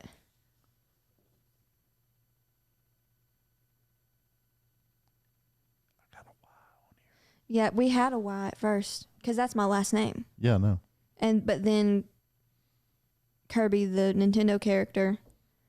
Oh, you just went for it, huh? Is spelled like, Kirby, the Nintendo character, is very he's there. And so I was like, well, I might just change the spelling a little bit so people can look me up a little easier. Oh, yeah, it'll be a whole lot easier. So next song that comes out is going to be under Kirby with an I, Kirbi. So you guys keep on the lookout. Thank you so much. All right. Well, hon, we appreciate you being here. I appreciate you having me. Thank you so much for the convo. Much fun. It is. We'll do it again. Oh, yeah. Because you're in town now. You're like my new best friend. Oh, yeah. I just ain't got a pool. Yeah, I'd like you a lot more if you had a pool, but we'll be all right. Yeah. Fill the bathtub up. Yeah. That's what I'm going to have to do, I guess. Yeah, pretty much. All right, y'all. Remember, please like, share, follow, subscribe. If I said it once, I said it 1,000 times. I'm going to keep on saying it. This is how people get booked to come to your town. All the booking agents are looking at their numbers. And when it comes to me actually booking somebody that you would like to see on the show, their PR people or their booking agent is looking at my numbers as well. So help everybody. And if they've got merch, grab you some merch. If they've got support, give them a little bit of support. I have where you can subscribe to my podcast and the kind of support the show here a little bit. Give me a little help out on everything. So anyway, y'all be good. And remember, all of October will be nothing but Halloweeny stuff. Halloween. It'll be cool. It'll be fun. And y'all take care. We'll see you more later. Bye. Adios.